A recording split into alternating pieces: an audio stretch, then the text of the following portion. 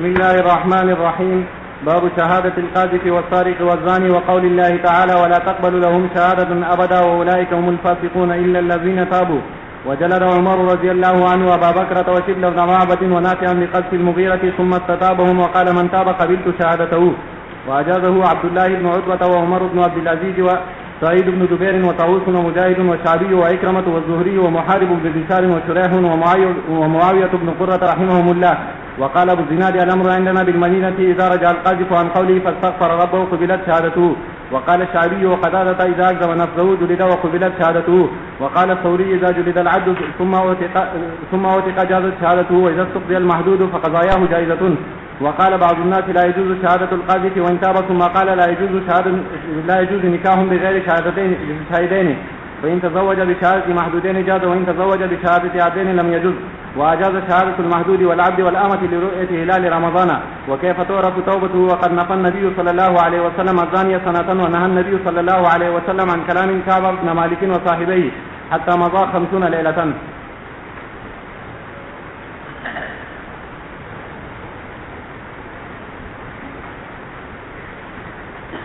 بسم الله الرحمن الرحيم. الحمد لله رب العالمين والصلاة والسلام على رسوله الكريم وعلى آله وأصحابه أجمعين. أما بعد، یہ باب ہے باب شہادت القاذف والسارق والزانی. جس شخص نے کسی پر تہمت لگائی ہو دینا کی قاذف اور اس کی وجہ سے اس کے اوپر حد قذف لگ گئی ہو، وہ مراد ہے قاذف. تو امام بخاری کا کہنا یہ ہے کہ قاذف ہو یا سارق ہو یا زانی ہو، ان تینوں کا حکم ایک ہی ہے، اور وہ یہ کہ ان کی شہادت ویسے تو قبول نہیں ہے، لیکن اگر یہ توبہ کر لیں تو ان کی شہادت قبول کرنی ہے. حنفیہ کے نزدیک سارق اور زانی میں تو یہ بات صحیح ہے کہ وہ توبہ کر لیں گے تو ان کی شہادت قبول کر لی جائے گی، لیکن قاذف کے بارے میں حنفیہ کا اختلاف ہے. آپ ہدایت میں پڑھ کر آئے ہو کہ حنفیہ کے نزدیک جس شخص پر قذف کی حد لگ گئی ہو، محدود بالقذف، اس کی شہادت کبھی بھی زندگی پر قبول نہیں ہوگی، اور جو اس کی حد کا ایک حصہ ہے. امام شافعی وغیرہ یہ کہتے ہیں کہ اس کی شہادت توبہ کے بعد قبول کر لی جائے گی. اور اصل اختلاف کا مبنی یہ آیت کریمہ کی تشریح ہے کہ لا تقبلوا لهم شهادة أبدا وأولئك هم الفاسقون إلا الذين تابوا. إلا الذين تابوا کا جو استثناء آگے آ رہا ہے، اس کو امام شافعی اور امام بخاری لگا رہے ہیں لا تقبلوا لهم شهادة أبدا کے ساتھ. تو ان کی شہادت نہ قبول کرو، البتہ اگر وہ توبہ کر لیں تو پھر قبول کر لو. اور حنفیہ کے نزدیک اس کا تعلق جو ہے وہ اولئک هم الفاسقون سے ہے، لا تقبلوا لهم شهادة أبدا سے نہیں.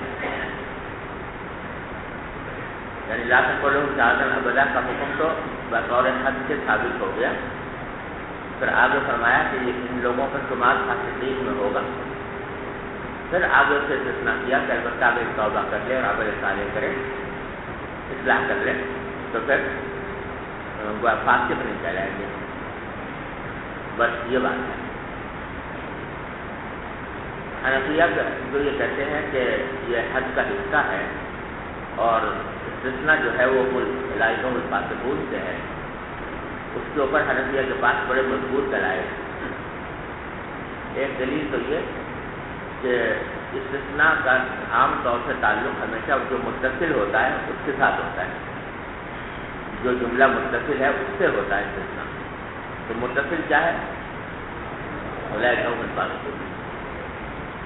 اور اگر فاصلے کو بیچ میں سے نکالنا ہے تو کہنے والا یہ کہہ سکتا ہے کہ لا تقبلوا لهم شهادة أبدا سے پہلے فجلدوهم 80 جلدہ.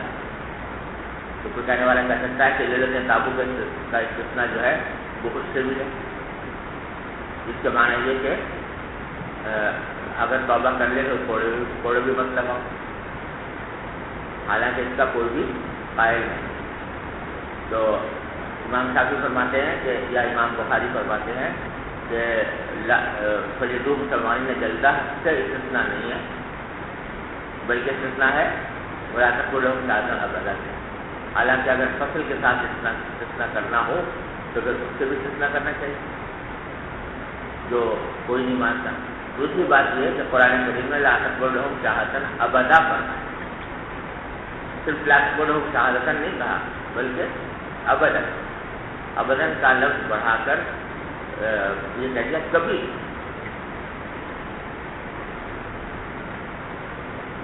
اگر استثناء کرنا اس سے مقصود ہوتا تو پھر ابداً کا لفظ بڑھانے کی ضرورت نہیں تھی، لیکن لوگ شہادہ اولئک هم الفاسقون الا الذین تابوا۔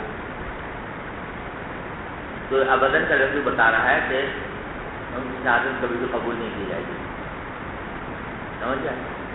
تیسری بات یہ ہے کہ اگر وہ بات ہوتی جیسے کہ امام شافعی امام بخاری فرما رہے ہیں تو محدود فی القذف میں اور دوسرے گناہوں کے مرتکب میں کوئی فرق نہیں رہتا، جو حکم صارف کا ہے وہی اس کا بھی ہے، جو زانی کا ہے وہی اس کا بھی ہے نا۔ تو پھر قرآن نے خاص طور پر اس کا ذکر کیوں کیا؟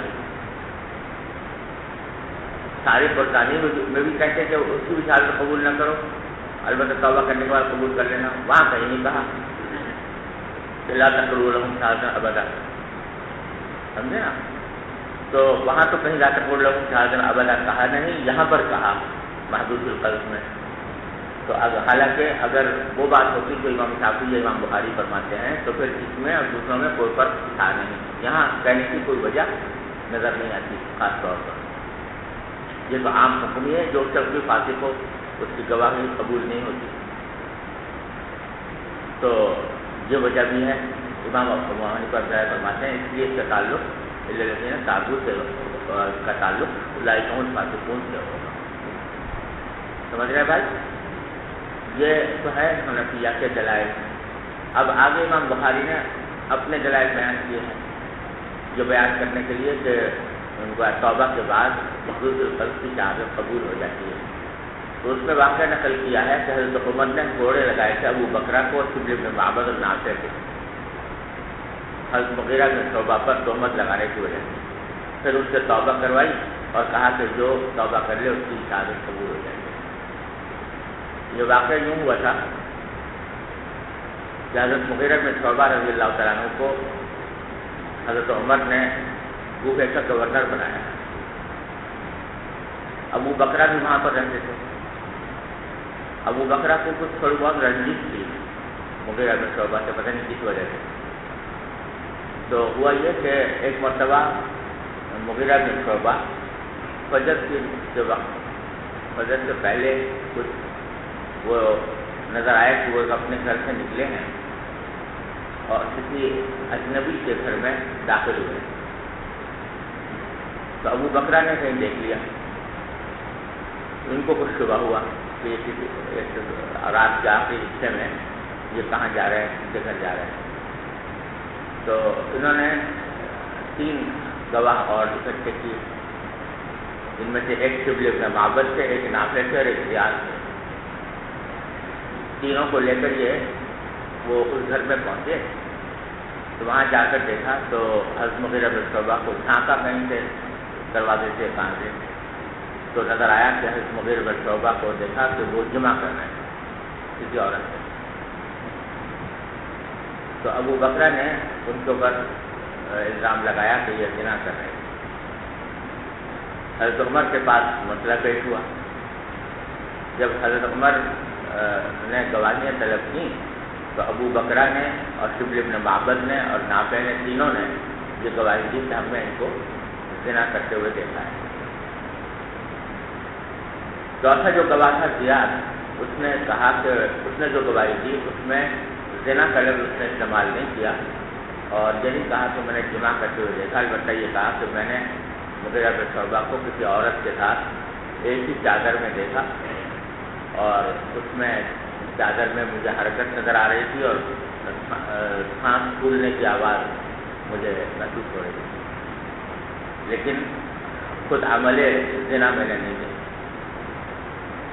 تو چونکہ چوتھے گواہ نے پورے زنا کی گواہی نہیں دی، اس لیے حضرت مغیرہ بن شعبہ پر حد جاری نہیں کی حضرت عمر نے، اور اس کے بدلے بجائے ان پر حد جاری کرنے کے ان تین پر حد جاری کی، ابو بکرہ پر، شبلی بن معبد پر اور نافع، کہ انہوں نے جو گواہی دی وہ ثابت نہیں کر سکے اپنے زنا کے الزام کو، اس لیے ان کو محلول القذف کیا، قذف کی،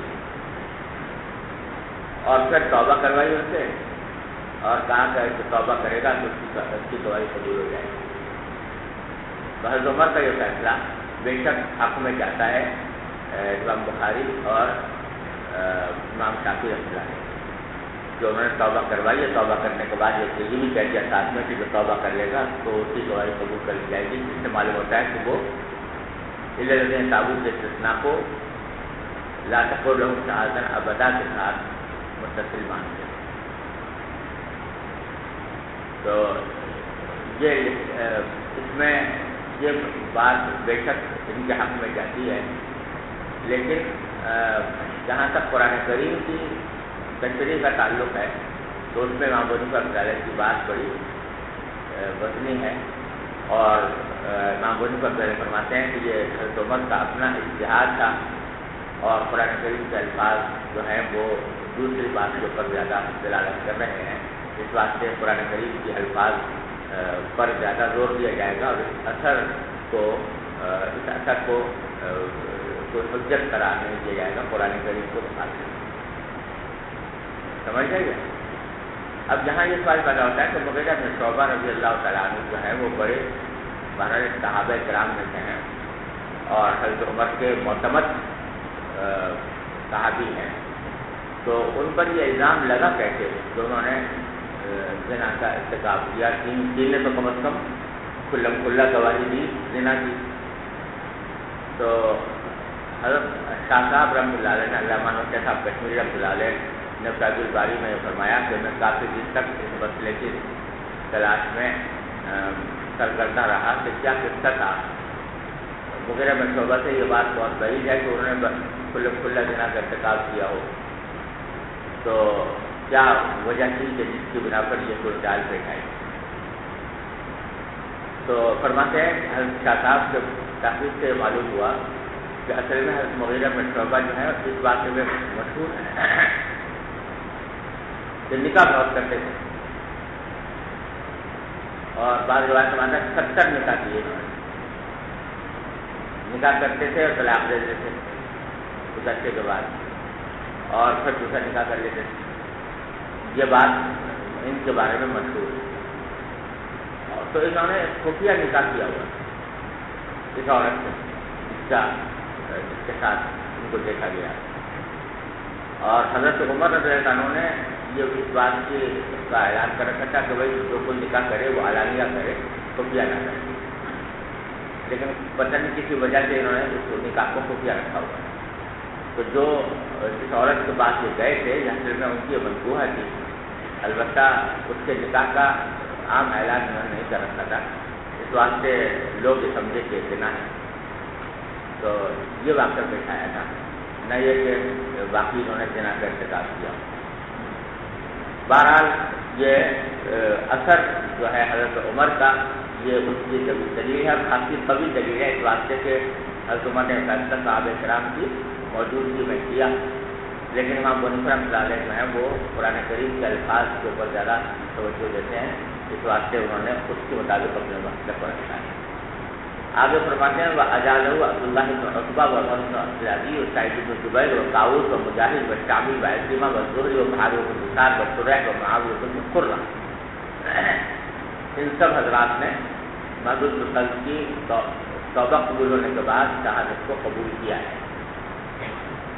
وقال ابو الزناد، اور ابو الزناد کا کہنا یہ ہے کہ الامر عندنا بالمدینہ، کہ ہمارے یہاں مدینہ میں عمل اس پر ہوتا ہے کہ اذا رجع القاضی عن قوله، جب قاضی اپنے قول سے رجوع کر لے، فاستغفر ربہ، اور استغفار کرے تو قبول شہادت۔ قال الشعبی وقتادہ، اور شعبی و قتادہ کہتے ہیں اذا اصدق نفسہ جلد بقبلت شہادت، کہ جب کوئی شخص میں آپ کو جھوٹا کہہ دے کہ میں نے جھوٹی تہمت لگائی تھی تو اس کو کوڑے لگائے جائیں اور اس کی شہادت قبول کر لی جائے۔ وقال الثوری اذا جلد العبد ثم عتق جازت شہادت، سفیان ثوری نے یہ بھی فرمایا ہے کہ اگر کسی کوڑے لگائے جائیں کسی غلام کو، اس نے قتل کیا تھا اور اس کے نتیجے میں اس کو کوڑے لگائے گئے، پھر اس کو آزاد کر دیا گیا تو اس کی شہادت بھی جائز ہے۔ وہ عزت محدود فقایا کو جائز ہے۔ اسی طرح اگر قاضی بنا دیا جائے کسی محدود کے قتل کو تو اس کے کیے ہوئے پیسے بھی نافذ ہوں گے اور جائز ہوں گے۔ یہ سب اعتراض کر سکتا ہے، حنفیہ کا نزدیک نہیں ہو سکتا، جب شاہد نہیں بن سکتا تو قاضی بھی نہیں بن سکتا۔ اب آگے امام ابو حنیفہ کی تردید کر رہے ہیں، وقال بعض الناس لا يجوز شهادة القاضی وإن تاب۔ بعض لوگ یہ کہتے ہیں کہ قاضی کی شہادت جائز نہیں ہوتی چاہے وہ توبہ کر لے۔ اب جیسے میں نے عرض کیا تھا کہ یہ ان کا ذوق ہے کہ امام ابو حنیفہ کے اقوال میں تعارض ثابت کریں، تو آگے کہتے ہیں ثم قال لا يجوز نکاح بغیر شاہدین فإن تزوج بشهادة محدودہ اجازہ، کہ یہ کہتے ہیں کہ نکاح بغیر دو گواہوں کے نہیں ہوتا، لیکن اگر وہ دو گواہ محدود بالقذف ہوں تو نکاح ہو جاتا ہے۔ تو ایک طرف تو کہتے ہیں کہ محدود بالقذف کی شہادت قبول نہیں، اور دوسری طرف کہتے ہیں کہ محدود بالقذف اگر دو آدمی نکاح کے گواہ بن جائے تو نکاح درست ہو جائے گا۔ حالانکہ یہ اعتراض جو ہے یہ بڑے نامناسب اعتراض ہے، اس واسطے کہ حنفی امام ابو حنیفہ جو فرماتے ہیں کہ شہادت قبول نہیں ہوگی، مطلب یہ کہ جب وہ شہادت دینے جائے گا قاضی کے پاس تو قاضی اس کی شہادت قبول نہیں کرے گا، لیکن تحمل شہادت وہ کر سکتا ہے۔ لہذا وہاں پر جو نکاح کی صحت کے لیے شرط ہے وہ یہ کہ دو ایسے آدمی ہوں جو شہادت کا تحمل کر سکیں، تو وہ تحمل کرنے میں کوئی مذاق نہیں۔ لیکن اگر فرض کرو کبھی جھگڑا ہو گیا اور جھگڑے کے نتیجے میں گواہی دینے کی ضرورت پیش آئی قاضی کے ہاں، تو اس صورت میں ان کی گواہی قبول نہیں ہوگی۔ اور یہ معاملہ صرف معذور قلب کے ساتھ نہیں ہے، تمام فاسقوں کے ساتھ کا یہ معاملہ ہے۔ جو اعتراض یہاں پر امام بخاری امام ابو حنیفہ پر کر رہے ہیں وہ اعتراض ان پر وارد ہوتا ہے کہ اگر سارے فرزانی جو ہیں وہ ہوں موجود نکاح کے وقت میں تو نکاح درست ہو جائے گا کہ نہیں؟ نکاح درست ہو جائے گا، لیکن جب وہ گواہی دینے جائیں گے تو گواہی قبول نہیں ہوگی۔ تو تحمل شہادت کے لیے فاسق بھی ہو تو تحمل ہو جاتا ہے اور نکاح درست ہو جاتا ہے، لیکن مسئلہ تو یہ ہے کہ آیا جب وہ گواہی دیں تو ان کی گواہی قبول کی جائے یا نہیں کی جائے۔ تو جیسے سارے قرضانی کا معاملہ ہے وہی معذور کا بھی ہے کہ وہاں پر ان کے تحمل تو ہو جائے گا لیکن ان کی گواہی قبول نہیں ہوگی۔ ارے سمجھے نا؟ وَإِن تَزَوَّجَ بِشَهَادَةِ عَبْدَيْنِ لَمْ يَجُزْ، اور کہتے ہیں کہ اگر نکاح کرے دو غلاموں کے گواہی سے تو جائز نہیں، یعنی امام ابو حنیفہ کے نزدیک اگر نکاح کے وقت میں جو گواہ ہے تو وہ غلام ہوں تو نکاح صحیح نہیں ہوگا۔ اس کی وجہ یہ ہے کہ امام ابو حنیفہ فرماتے ہیں کہ شہادت جو ہے وہ ایک قسم کی ولایت ہے اور عبد کو ولایت حاصل نہیں ہوتی، اس واسطے وہ اس کی گواہی سے نکاح درست نہیں ہوتا۔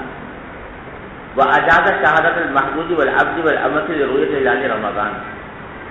اور دوسرا تعارض یہ بتاتے ہیں کہ ایک طرف تو کہتے ہیں کہ معذور کی شہادت قبول نہیں، لیکن ہلال رمضان کی رویت کے بارے میں شہادت اگر دے محدود القلب دے یا غلام دے یا باندھی دے تو اس کو قبول کر لیتے ہیں، تو اور جگہ تو قبول نہیں کرتے، ہلال رمضان میں قبول کر لیتے ہیں کہ شہادت محدود القلب کی۔ اس کا جواب بھی واضح ہے کہ ہلال رمضان کے ثبوت کے لیے شہادت ضروری نہیں ہے، اس کے لیے محض خبر کافی ہے، ایک آدمی کی خبر بھی کافی ہے، نصاب شہادت بھی ضروری نہیں، سمجھے نا؟ تو اس لیے وہاں پر اگر قبول کی جا رہی ہے تو وہ خبر قبول کی جا رہی ہے نہ کہ شہادت۔ تو جو قرآن نے منع کیا ہے وہ کس چیز سے منع کیا ہے کہ شہادت قبول نہ کرو، جہاں شہادت کی ضرورت ہی نہیں ہوتی ہلال رمضان کے لیے۔ بات سمجھ گئے؟ اب آگے فرماتے ہیں کئی پر تعرف توبۃ، اب یہ دوسرا مسئلہ یہاں پر چل رہا ہے کہ جب یہ بات ان کے نزدیک طے ہو گئی کہ توبہ کر لینے کے بعد اس کی شہادت قبول کر لی جائے گی. تو سوال یہ ہے کہ توبہ کیسے پتہ چلے گا کہ توبہ اس نے واقعی کر لی ہے؟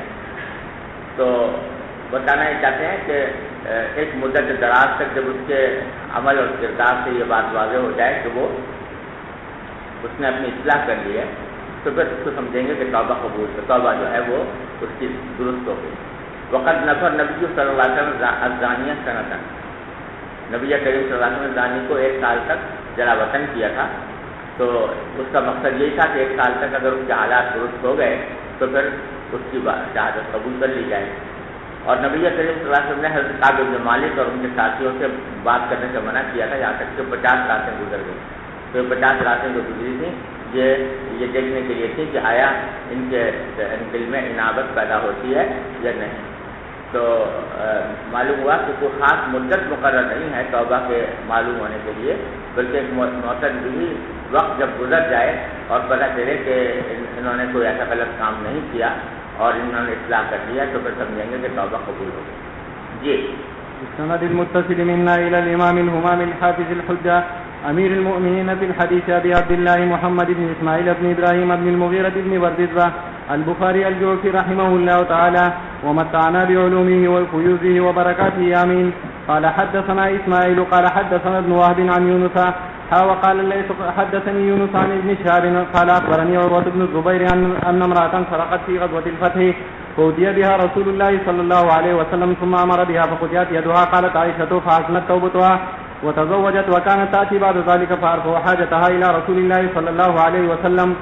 اس عورت نے چوری سے ہاتھ کاٹ دیا گیا تھا، لیکن بعد میں کہتے ہیں حضرت عائشہ اس کی توبہ اس نے کر لی تھی، بعد میں نکاح بھی کیا اس نے. اس کے بعد حضور کے بعد آیا کرتی تھی، میں اپنا کام حضور تک پہنچا دیا کرتی تھی. تو اس سے معلوم ہوا کہ توبہ جو ہے مدت سے دراز گزرنے سے پتہ چل جاتا ہے کہ یہ واقعی توبہ کرتی ہے. جی. وبه قال حدثنا يحيى بن بكير قال حدثني الليث عن عقيل عن ابن شهاب عن عبيد الله بن عبد الله عن زيد بن خالد رضي الله عنه وعن عمر رسول الله صلى الله عليه وسلم أنه أمر في من زنا ولم يحسن بجلد 100 وتغريب عام. یہاں سال بھر کی تغریب جو ہے وہ اس کے حالات کو دیکھنے کے لیے ہے. جی. باب لا يشهد على شهادة جور إذا أشهد. وبه قال حدثنا عبدان قال أخبرنا عبد الله قال أخبرنا أبو حيان التيمي عن الشعبي عن النعمان بن بشير رضي الله عنهما وعنهم قال سألت أمي أبي بعض الموهبة لي من مالي ثم بدا له فوهبها لي فقالت لا أرضى حتى تشهد النبي صلى الله عليه وسلم فأخذ بيدي وأنا غلام فأتى بي النبي صلى الله عليه وسلم فقال إن أمه بنت رواحة سألتني بعض الموهبة لهذا فقال ألك ولد سواه؟ قال نعم. قال فوراه قال لا تشهدني على جور. وقال أبو حريج عن الشعبي لا أشهد على جور. وبه قال حدثنا آدم قال حدثنا شعبة قال حدثنا أبو جمرة قال سمعت زهد بن مضرب قال سمعت عمران بن حسين رضي الله عنه وعنهم قال قال النبي صلى الله عليه وسلم خيركم قرني ثم الذين يلونهم ثم الذين يلونهم. قال عمران لا أدري ذكر النبي صلى الله عليه وسلم بعد قرنين أو 3. قال النبي صلى الله عليه وسلم إن بعدكم قوما يكونون ولا يؤتمنون ويشهدون ولا يستشهدون وينظرون ولا يكون ويظهر فيهم الثمن.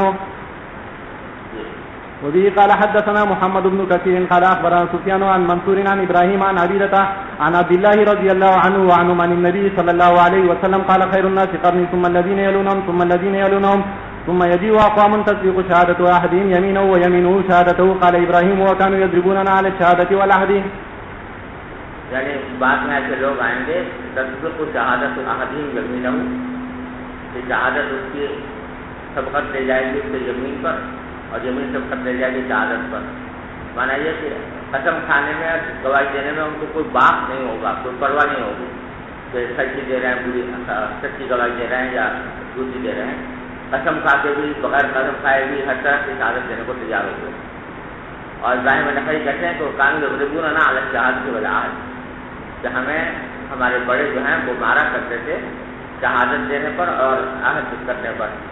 یعنی اس بات پر مانتے تھے کہ صحیح شہادت ہے اور اس میں کوئی غلطی شائبہ نہ ہو. جی. بسم اللہ الرحمن الرحیم. باب ما قیل فی شہادۃ الزور لقول بلکہ مانا یہ ہے اصل میں ابراہیم نخعی کہنے کا مطلب یہ ہے کہ جب ہم اپنی کوئی بات کہتے ہوئے یہ کہیں کہ میں گواہی دیتا ہوں یا عہد تو میں عہد کرتا ہوں تو ان باتوں پر بات کریں. یہ الفاظ استعمال نہیں کرنے چاہیے کیونکہ یہ بڑے سخت الفاظ ہیں تو اس طرح قسم کھانا، شہادت دینا، عہد کا لفظ استعمال کرنا، اس پر ہمیں ہمارے بڑے مارتے ہیں.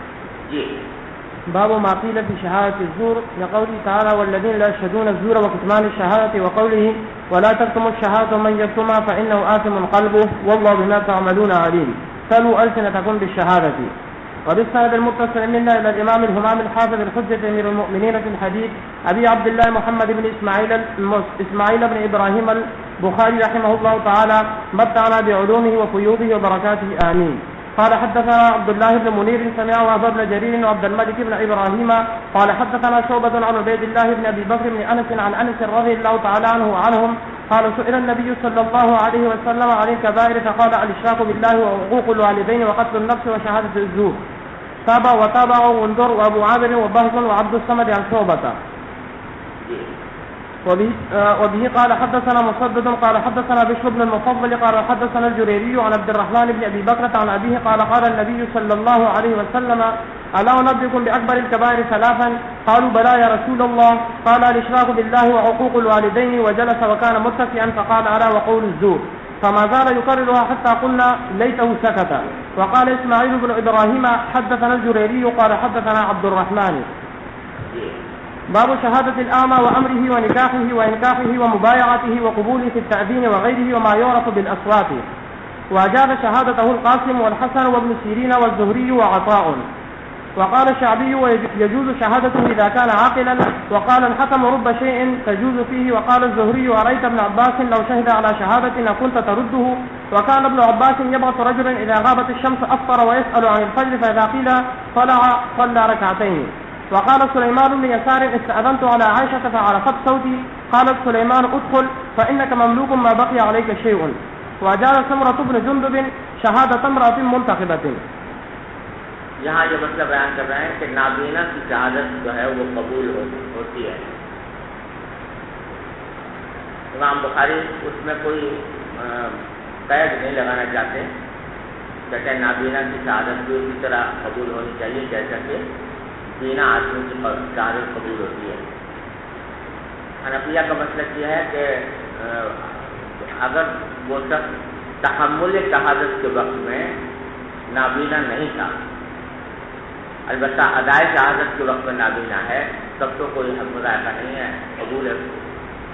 لیکن تحمل شہادت کے وقت میں بھی اگر وہ نابینا تھا اور محض آواز کی پہچاننے کی بنیاد پر شہادت دے رہا ہے، تو جیسا پہلے گزرا تھا مقتدی کی شہادت میں محض آواز کے پہچاننے سے امام حنیفہ کے نزدیک شہادت معتبر نہیں ہوتی. البتہ چند مستثنیات ہیں، ان میں کر لی جاتی ہے، لیکن عام حالات میں معتبر نہیں. ارے سمجھ گیا نا، کیونکہ وہاں ہم نے کہا تھا کہ الصوت یشبہ الصوت، تو جب تک دیکھے نہیں محض آواز کی بنیاد پر جو ہے گواہی دینا معتبر ہے. یہاں یہ کہہ رہے ہیں کہ سب ہر طرح معتبر ہے. اعمیٰ کی بھی، اعمیٰ کی شہادت، اس کے تمام معاملات، نکاح کرانا اور بیعت کرنا اور اذان کے اندر اس کو قبول کیا جانا کہ وہ اذان دیا کرے، وما یعرف بالاصوات، اور ہر وہ چیز جو کہ آوازوں سے پہچانی جا سکتی ہو اس میں اعمیٰ کا تصرف معتبر ہے شرعاً. اور کہتے ہیں کہ ان کی شہادت کو قاسم بن محمد، حسن بصری، محمد بن سیرین، زہری، عطا ان سب نے قبول کیا ہے. اور شعبی کہتے ہیں کہ یجوز شہادت اذا کان عاقلا، اور حکم کہتے ہیں کہ رب شیء تجوز فیہ. حکم کا قول یہ ہے کہ بہت سی چیزیں ایسی ہیں جن میں کہ اعمیٰ کی شہادت جائز ہے. وقال الزہری، اور زہری نے یہ بھی کہا کہ ارأیت ابن عباس لو شہد علی شہادۃ کنت تردہ، ذرا یہ بتاؤ کہ اگر عبداللہ ابن عباس کسی کوئی شہادت دیں تو کیا رد کر دو گے اس کو؟ عبداللہ ابن عباس آخر عمر میں نابینا ہو گئے تھے، تو کہہ رہے ہیں کہ عبداللہ ابن عباس نابینا تھے، تو کیا اگر وہ کوئی گواہی دیں گے تو تم رد کر دو گے؟ ابھی ایک جذباتی قسم کا استدلال ہے. کوئی شخص یہ کہے کہ کیا ام المومنین عائشہ اگر کوئی گواہی دیں تو تم رد کر دو گے؟ تو اس کا مطلب یہ نہیں کہ عورتوں کی گواہی جو ہے وہ مقبول ہو جائے گی اس وجہ سے. بات دراصل یہ ہے کہ مسئلہ جب کسی کو کہتے ہیں کہ اس کی شہادت مقبول نہیں تو معاملہ اصول کا ہے، اس پر تہمت لگانا مقصود نہیں ہوتا، اصول کا ہے. تو جیسے فرض کرو کہ اگر حضرت عائشہ ام المؤمنین کی تنہا گواہی ہو ایک، تو اس کی بنیاد پر فیصلہ نہیں ہو سکتا. اسی طرح عبداللہ بن عباس کی اگر طرح گواہی ہو اور فیصلہ نہ ہو تو اس میں کوئی ان کے اوپر تہمت لگانا مقصود نہیں ہے، بلکہ نصاب شہادت پورا نہیں ہوا. اور عبداللہ بن عباس کے جب تو بیچتے تھے، جب سورج غائب ہوتا تھا تو اس وقت افطار کرتے تھے، اور فجر کے بارے میں بھی لوگوں سے پوچھا کرتے تھے. تو جب ان سے کہا دیا جاتا کہ شروع ہو گئی ہے تو وہ 2 رکعتیں پڑھتے تھے. اور سلیمان بن یسار فرماتے ہیں کہ میں حضرت عائشہ کے پاس جانے کی میں نے اجازت مانگی تو انہوں نے میری آواز پہچان لی اور فرمایا کہ اے سلیمان ادخل، آ جاؤ، فإنک مملوک ہو، کیونکہ ابھی تک تم غلام ہو. اصل میں حضرت میمونہ کے غلام تھے سلیمان بن یسار. اور حضرت عائشہ کا مطلب یہ تھا کہ کوئی غلام چاہے دوسرے کا ہو، کسی دوسری عورت کا غلام ہو، تو اس سے پردہ نہیں. تو حضرت عائشہ کہہ رہی ہیں کہ اے سلیمان بن یسار آ جاؤ، کیونکہ تم غلام ہو تو تمہارا مجھ سے پردہ نہیں ہے، تم آ جاؤ. ماں بقی آنے کے خیون، تمہارے اوپر جب تک کہ کوئی وہ رقم بدلے کتابت کی باقی ہے اس وقت تک تم غلام ہی ہو، اور جب غلام ہو میرا تم سے پردہ نہیں ہے، تم آ جاؤ. یہ بات جو انہوں نے کہی ہے ان کی آواز پہچان کر کہی. تو امام بخاری کہہ رہے ہیں کہ اس سے معلوم ہوا کہ آواز پہچان کر حکم لگایا جا سکتا ہے. حنفیہ کا کہنا یہ ہے کہ اپنے اوپر تو حکم لگا سکتا ہے آدمی آواز پہچان کر، لیکن شہادت میں الزام ہوتا ہے دوسرے پر. تو دوسرے پر الزام جو ہے وہ محض آواز پہچاننے کی بنیاد پر نہیں ہو سکتا. وہ عدالت سمورت بن جندب شہادت مراد منتخبہ، اور سمورہ بن جندب نے جائز قرار دیا ایک ایسی عورت کی شہادت کو جس نے نقاب پہنا ہوا ہو. تو ہم کہتے ہیں کہ ادائے شہادت کے وقت میں اگر نقاب پہنا ہوا ہے تو کوئی مذائقہ نہیں، لیکن تحمل شہادت کے وقت میں اگر نقاب پہنا ہوا ہے اور ایسا پہنا ہوا ہے کہ وہ دیکھ نہیں سکتی تو پھر نہیں ہوگے قبول. جی. وبه قال حدثنا محمد بن عبيد بن ميمون قال حدثنا عيسى بن يونس عن هشام عن أبيه عن عائشة رضي الله تعالى عنها وعنهم قالت سمع النبي صلى الله عليه وسلم رجلا يقرأ في المسجد فقال رحمه الله لقد أذكرني كذا آية أسقطتهن من سورة كذا وكذا. وزاد عباد بن عبد الله عن عائشة رضي الله تعالى عنها وعنهم فهجد النبي صلى الله عليه وسلم في بيته فسمع صوت عباد يصلي في المسجد فقال يا عائشة وصوت عباد هذا؟ قلت نعم. قال اللهم ارحم عبادا. اب یہ حدیث امام بخاری کو لا رہے ہیں جس میں کہ کسی کی آواز پہچان کر کوئی تبصرہ کیا گیا. تو وہ کہتے ہیں کہ نبی کریم صلی اللہ علیہ وسلم نے ایک شخص کو سنا کہ مسجد کے اندر تلاوت کر رہا ہے. تو آپ نے فرمایا رحمہ اللہ، اللہ تعالیٰ اس پر رحم کرے، لقد اذکرنی کذا آیتاً اسقطتہن من سورۃ کذا وکذا، جنہوں نے مجھے یاد دلا دی اتنی آیتیں جو میں بھول گیا تھا فلاں فلاں سورت میں سے. وہی آیتیں وہ پڑھ رہے تھے تو ان کو پڑھنے سے حضور کو یاد آ گئی. تو میں نے فلاں فلاں صورتوں میں سے مجھے یہ آیتیں بھول گئی تھی، وقتی طور پر ذہن سے نکلی ہوئی تھی، لیکن ان کو پڑھنے سے مجھے یاد آ گئی. اور عباد بن عبداللہ نے عائشہ سے یہ روایت بھی کی ہے کہ تہجد النبی صلی اللہ علیہ وسلم کی بیٹی، میرے گھر میں آپ تہجد پڑھ رہے تھے، پھر میں آپ ہوتا عباد. تو عباد بن بشر کی آواز آپ نے سنی، یصلی فی المسجد، وہ مسجد میں نماز پڑھ رہے تھے. تو پوچھا کہ یہ عائشہ اصوت عباد بن حاضہ، کیا یہ عباد کی آواز ہے؟ میں نے کہا جی ہاں. تو آپ نے فرمایا اللہم ارحم عبادا. جی. وبه قال حدثنا مالك بن إسماعيل قال حدثنا عبد العزيز بن أبي سلمة قال أخبرني ابن شهاب عن سالم بن عبد الله عن عبد الله بن عمر رضي الله تعالى عنهما وعنهم قال قال النبي صلى الله عليه وسلم إن بلالا يؤذن بليل فكلوا واشربوا حتى يؤذن ابن أم مكتوم، أو قال حتى تسمعوا آذان ابن أم مكتوم. وكان ابن أم مكتوم رجلا أعمى لا يؤذن حتى يقول له الناس أصبحت. تو عبداللہ بن ام مکتوم نابینا ہونے کے باوجود ان کو مؤذن مقرر کیا تو اس سے استدلال کر رہے ہیں کہ اس کی گواہی کو قبول کرنی چاہیے. جی. وبه قال حدثنا زياد بن يحيى قال حدثنا حاتم بن وردان قال حدثنا أيوب عن عبد الله بن أبي مليكة عن المسور بن مخرمة قال قدمت على النبي صلى الله عليه وسلم أغبية فقال لي أبي مخرمة انطلق بنا إليها عسى أن يعطينا منها شيئا. فقام بي على الباب فتكلم فعرف النبي صلى الله عليه وسلم صوته فخرج النبي صلى الله عليه وسلم ومعه قباء وهو يريه محاسنه وهو يقول خبأت هذا لك خبأت هذا لك. باب شهادة النساء وقوله تعالى فإن لم يكونا رجلين فرجل وامرأتان. وبه قال حدثنا ابن ابي مريم قال اخبرنا محمد بن جعفر قال اخبرني زيد عن عياض بن عبد الله عن ابي سعيد رضي الله تعالى عنهم قال قال النبي صلى الله عليه وسلم أليس شهادة المرأة مثل نصف شهادة الرجل؟ قلنا بلى قال فذلك من نقصان عقلها.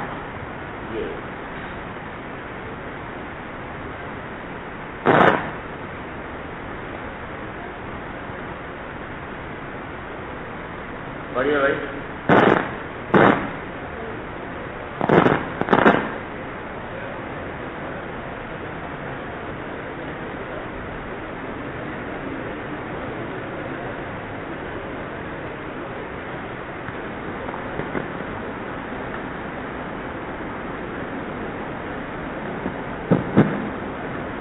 بسم الله الرحمن الرحيم. باب شهادة الإماء والعبيد. وقال أنس رضي الله تعالى عنه شهادة العبد جائزة إذا كان عدلا وأجاده سريح وزرارة بن أوفى. وقال ابن سيرين شهادته جائزة إلا العبد لسيده وأجاده الحسن وإبراهيم في شيء التاقي.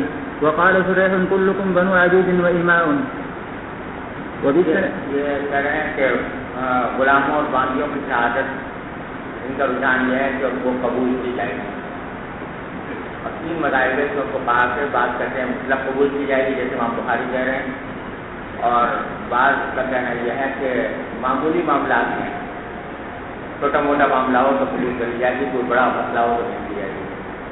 اور امام حنیفہ کا مطلب یہ ہے کہ جیسے میں نے کیا تھا کہ شہادت جو ہے وہ ولایت کا شعبہ ہے, اور کیونکہ اب اہل ولایت نہیں لہٰذا اس کی شہادت بھی معتبر نہیں. تو فرماتے ہیں جہالت کہتے ہیں کہ شہادت ابھی اجازت میں داخانہ عدلت, اور سریح نے زرارت بن اوفا نے بھی جائز قرار دیا. اور ابن سیرین کہتے ہیں کہ اس کی شہادت جائز ہے الا العبد السید. ہاں غلام اگر اپنے آقا کے یہ حق میں کوئی گواہی دے تو وہ معتبر نہیں. اور حسن بصری اور ابراہیم کا قول یہ ہے کہ کچھ کہتے صاف ہے معمولی کسی چیز کے اندر تو اس کی شہادت قبول ہے. اور سریح نے کہا کلکم بنو عبید و امام, ارے بھائی تم سبھی غلاموں باندیوں کے بیٹے ہو, یعنی اللہ کے سب بندے ہیں تو غلام ہیں, لہٰذا جب عام لوگوں کی شہادت معتبر ہے تو غلام کی بھی ہونی چاہیے. جی. وبالسند المتصل منا إلى الإمام الهمام الحافظ الحجة أمير المؤمنين في الحديث أبي عبد الله محمد بن إسماعيل البخاري رحمه الله تعالى متعنا الله بعلومه وفيوضه وبركاته آمين. قال حدثنا أبو عاصم عن ابن جريج عن ابن أبي مليكة عن عقبة بن الحارث حاء قال وحدثنا علي بن عبد الله قال حدثنا يحيى بن سعيد عن ابن جريج عن ابن أبي مليكة قال حدثني عقبة بن الحارث قال سمعته منه أنه تزوج يحيى بنت أبي هاب قال فجاءت أمة سوداء فقالت قد أرزعتكما فذكرت ذلك للنبي صلى الله عليه وسلم فأعرض عني قال فتنحيت فذكرت ذلك له قال وكيف وقد زعمت أنها قد أرزعتكما فنهاه عنها. یہ یہاں عورت باندھی تھی نا, وہ جو کہہ رہی تھی کہ میں نے دودھ پلایا ہے, تو اگرچہ صحیح بات یہ ہے کہ حضور نے اس کے بات پر احتیاطاً عمل کیا, لیکن بارہ احتیاطاً نہیں صحیح اس کی بات مانی. اس سے انتظار کر رہے ہیں کہ اس سے گواہی کی قبول ہو سکتی ہے. سمجھے؟ جی.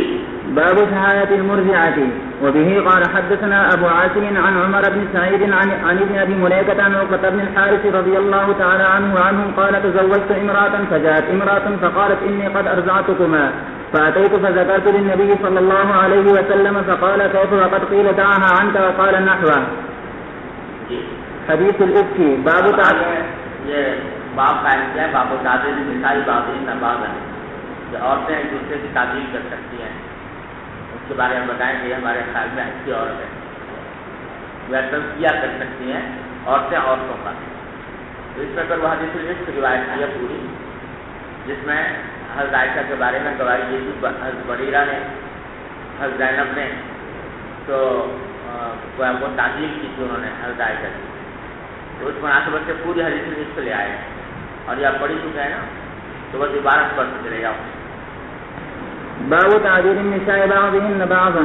وبه قال حدثنا أبو الربيع سليمان بن داود أفهمني بعضه أحمد قال حدثنا فليح بعضه أحمد قال حدثنا فليح بن سليمان عن ابن شهاب الزهري عن عروة بن الزبير وسعيد بن المسيب وعلقمة بن وقاص الليثي وعبيد الله بن عبد الله بن عتبة عن عائشة رضي الله تعالى عنها وعنهم زوج النبي صلى الله عليه وسلم حين قال لها أهل الإفك ما قالوا فبرأها الله منه. قال الزهري كلهم حدثني طائفة من حديثها وبعضهم أوعى من بعض وأثبت له اختصاصا وقد وعيت عن كل واحد منهم الحديث الذي حدثني عن عائشة رضي الله تعالى عنها وبعض حديث يصدق بعضا. زعموا أن عائشة رضي الله تعالى عنها قالت كان رسول الله صلى الله عليه وسلم إذا أراد أن يخرج سفرا أقرع بين أزواجه فأيتهن خرج سهمها خرج بها معه فأقرع بيننا في غزاة غزاها فخرج سهمي فخرجت معه بعدما أنزل الحجاب فأنا أحمل في حوضة وأنزل فيه فسرنا حتى إذا فرغ رسول الله صلى الله عليه وسلم من غزوته تلك وقفل ودنونا من المدينة آذن ليلة بالرحيل فقمت حين آذن بالرحيل فمشيت حتى جاوزت الجيش فلما قضيت شأني أقبلت إلى الرحل فلمست صدري فإذا عقد لي من جزر زفار قد انقطع فرجعت فالتمست عقدي فحبسني ابتغاؤه فأقبل الذين يرحلون لي فاحتملوا هودجي فرحلوا على بعير الذي كنت أركب وهم يحسبون أني فيه وكان النساء إذا خفافا لم يثقلن ولم يخشهن اللحم وإنما يأكلن العرقة من الطعام فلم يستنكر القوم حين رفعوا ثقل الهودج فاحتملوا وكنت جارية حديثة السن فبعثوا الجمل وساروا فوجدت يقضي بعد ما استمر الجيش فجئت منزلهم وليس فيه أحد فأممت منزل الذي كنت به فظننت أنهم سيفقدوني فيرجعون إلي فبين أنا جالس غلبتني عيناي فنمت وكان صفار بن المعطل السلمي ثم الزكواني من وراء الجيش فأصبح عند منزلي فرأى سواد إنسان نائم فأتاني وكان يراني قبل الحجاب فاستيقظت باسترجاعه حين أناخ راحلته فوطي يدها فركبتها فانطلق يقود بالراحلة حتى كان الجيش بعدما نزلوا معرفين في نحر الظهيرة فهلك من هلك وكان الذي تولى الإفك عبد الله بن أبي بن سلول فقدمنا المدينة فاشتكيت بها شهرا والناس يفيضون من قول أصحاب الإفك ويريدني في وجهي إني لأرى من النبي صلى الله عليه وسلم اللطف الذي كنت أرى منه حين أمرض إنما يدخل فيسلم ثم يقول كيف فيكم لا أشعر بشيء من ذلك حتى نقهت فخرجت أنا وأم مستح قبل المناصي متبرزنا لا نخرج إلا ليلا إلى ليل وذلك قبل أن تتخذ الكنف قريبا من بيوتنا وأمرنا أمر العرب الأول في البرية أو في التنزه فأقبلت أنا وأم مستح بنت أبي رغم نمشي فعثرت في مرثها فقالت تعيس مستح فقلت لها بئس ما قلت تسبين رجلا شهد بدرا فقالت يا هلتاه ألم تسمعي ما قالوا فأخبرتني بقول أهل الإفك فازددت مرضا على مرضي فلما رجعت إلى بيتي دخل علي رسول الله صلى الله عليه وسلم فقال كيف فيكم فقلت إذن لي آتي أبوي قالت وأنا حينئذ أريد أن يستيقن الخبر من قبلهما فأذن لي رسول الله صلى الله عليه وسلم فأتيت أبوي فقلت بأمي ما يتحدث به الناس فقالت يا بني هوني على نفسك الشانا فوالله لقلما كانت امرأة قط وزية عند رجل يحبها ولها زرائر إلا أكثرن عليها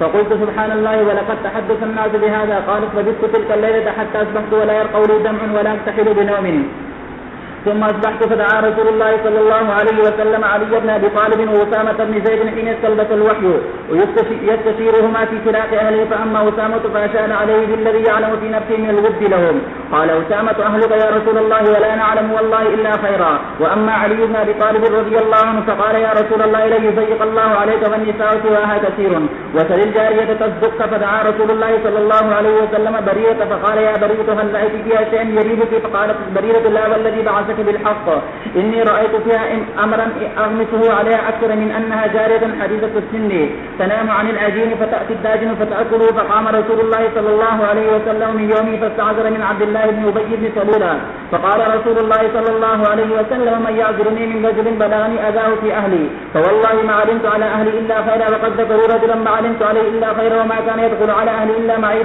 فقام سعد رضي الله عنه فقال يا رسول الله أنا والله أعذرك منه إن كان من الأوس ضربنا عنقه وإن كان من إخواننا من الخزرج أمرتنا ففعلنا فيه أمرك فقام سعد بن عبادة وسيد الخزرج وكان قبل ذلك رجلا صالحا وكان يحتمله الحمية فقال كذبت لعمر الله لا تقتله ولا تقدر على ذلك فقام أسيد بن الحجير فقال كذبت لعمر الله لنقتلنه فإنك منافق تجادل عن المنافقين فسار الحيان الأوس والخزرج حتى هموا ورسول الله صلى الله عليه وسلم على المنبر فنزل فخفضهم حتى سكتوا وسكتا قالت وبقيت يومي لا يرقوا لي دم ولا أتحل بدم فأصبح عندي أبوايا وقد بقيت ليلتي ويومي حتى أظن أن البكاء صادق كبدي قالت فبينهما جالسان عندي وأنا أبكي إذ استأذنت امرأة من الأنصار فأذنت لها فجلست تبكي معي فبين نحن كذلك إذ دخل رسول الله صلى الله عليه وسلم فجلس ولم يجلس عندي من يوم يقول لي ما قيل قبلها وقد مكث شهرا إلا يوحى إليه في شأن شيء. قالت فتشهد ثم قال يا عائشة فإنه قد بلغني عنك كذا وكذا فإن كنت بريئة فسيبرئك الله وإن كنت ألممت بذنب فاستغفر الله وتوب إليه فإن العبد إذا اعترف بذنبه ثم تاب الله عليه.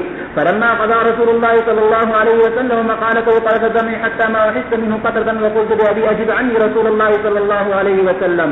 قال والله ما أدري ما أقول لرسول الله صلى الله عليه وسلم فقلت لأمي أجيبي عني رسول الله صلى الله عليه وسلم فيما قال.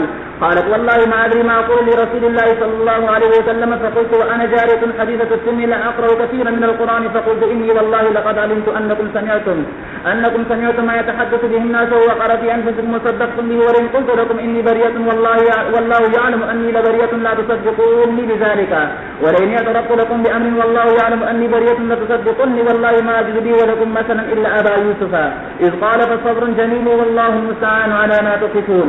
ثم تحولت على فراشي وأنا أرجو أن يبرئني الله ولكن والله ما ظننت أن ينزل في شأني وحي ولا أنا أحقر في نفسي من أن يتكلم بالقرآن في أمري ولكني كنت أرجو أن يرى رسول الله صلى الله عليه وسلم في النوم رؤيا تبرئني فوالله ما رام مجلسه ولا خرج أحد من أهل البيت حتى أنزل عليه الوحي فأخذه ما كان يأخذه من البرحاء حتى إنه لا يتحذر من مثل الجمال من العرق في يوم شاك. فلما سئل عن رسول الله صلى الله عليه وسلم ويضحك فكان أول كلمة تكلم بها أن قال لي يا عائشة احمد الله فقد برأك الله. فقالت لي أمي قومي إلى رسول الله صلى الله عليه وسلم فقلت لا والله لا أقوم إليه ولا أحمد إلا الله. فأنزل الله عز وجل إن الذين جاءوا بمثل عصبة منكم الآيات. فلما أنزل الله هذا في براءة قال أبو بكر الصديق رضي الله عنه وكان ينفق على مسح بن أساسة لقرابتي منه والله لا أنفق على مسح شيئا أبدا بعدما قال عائشة.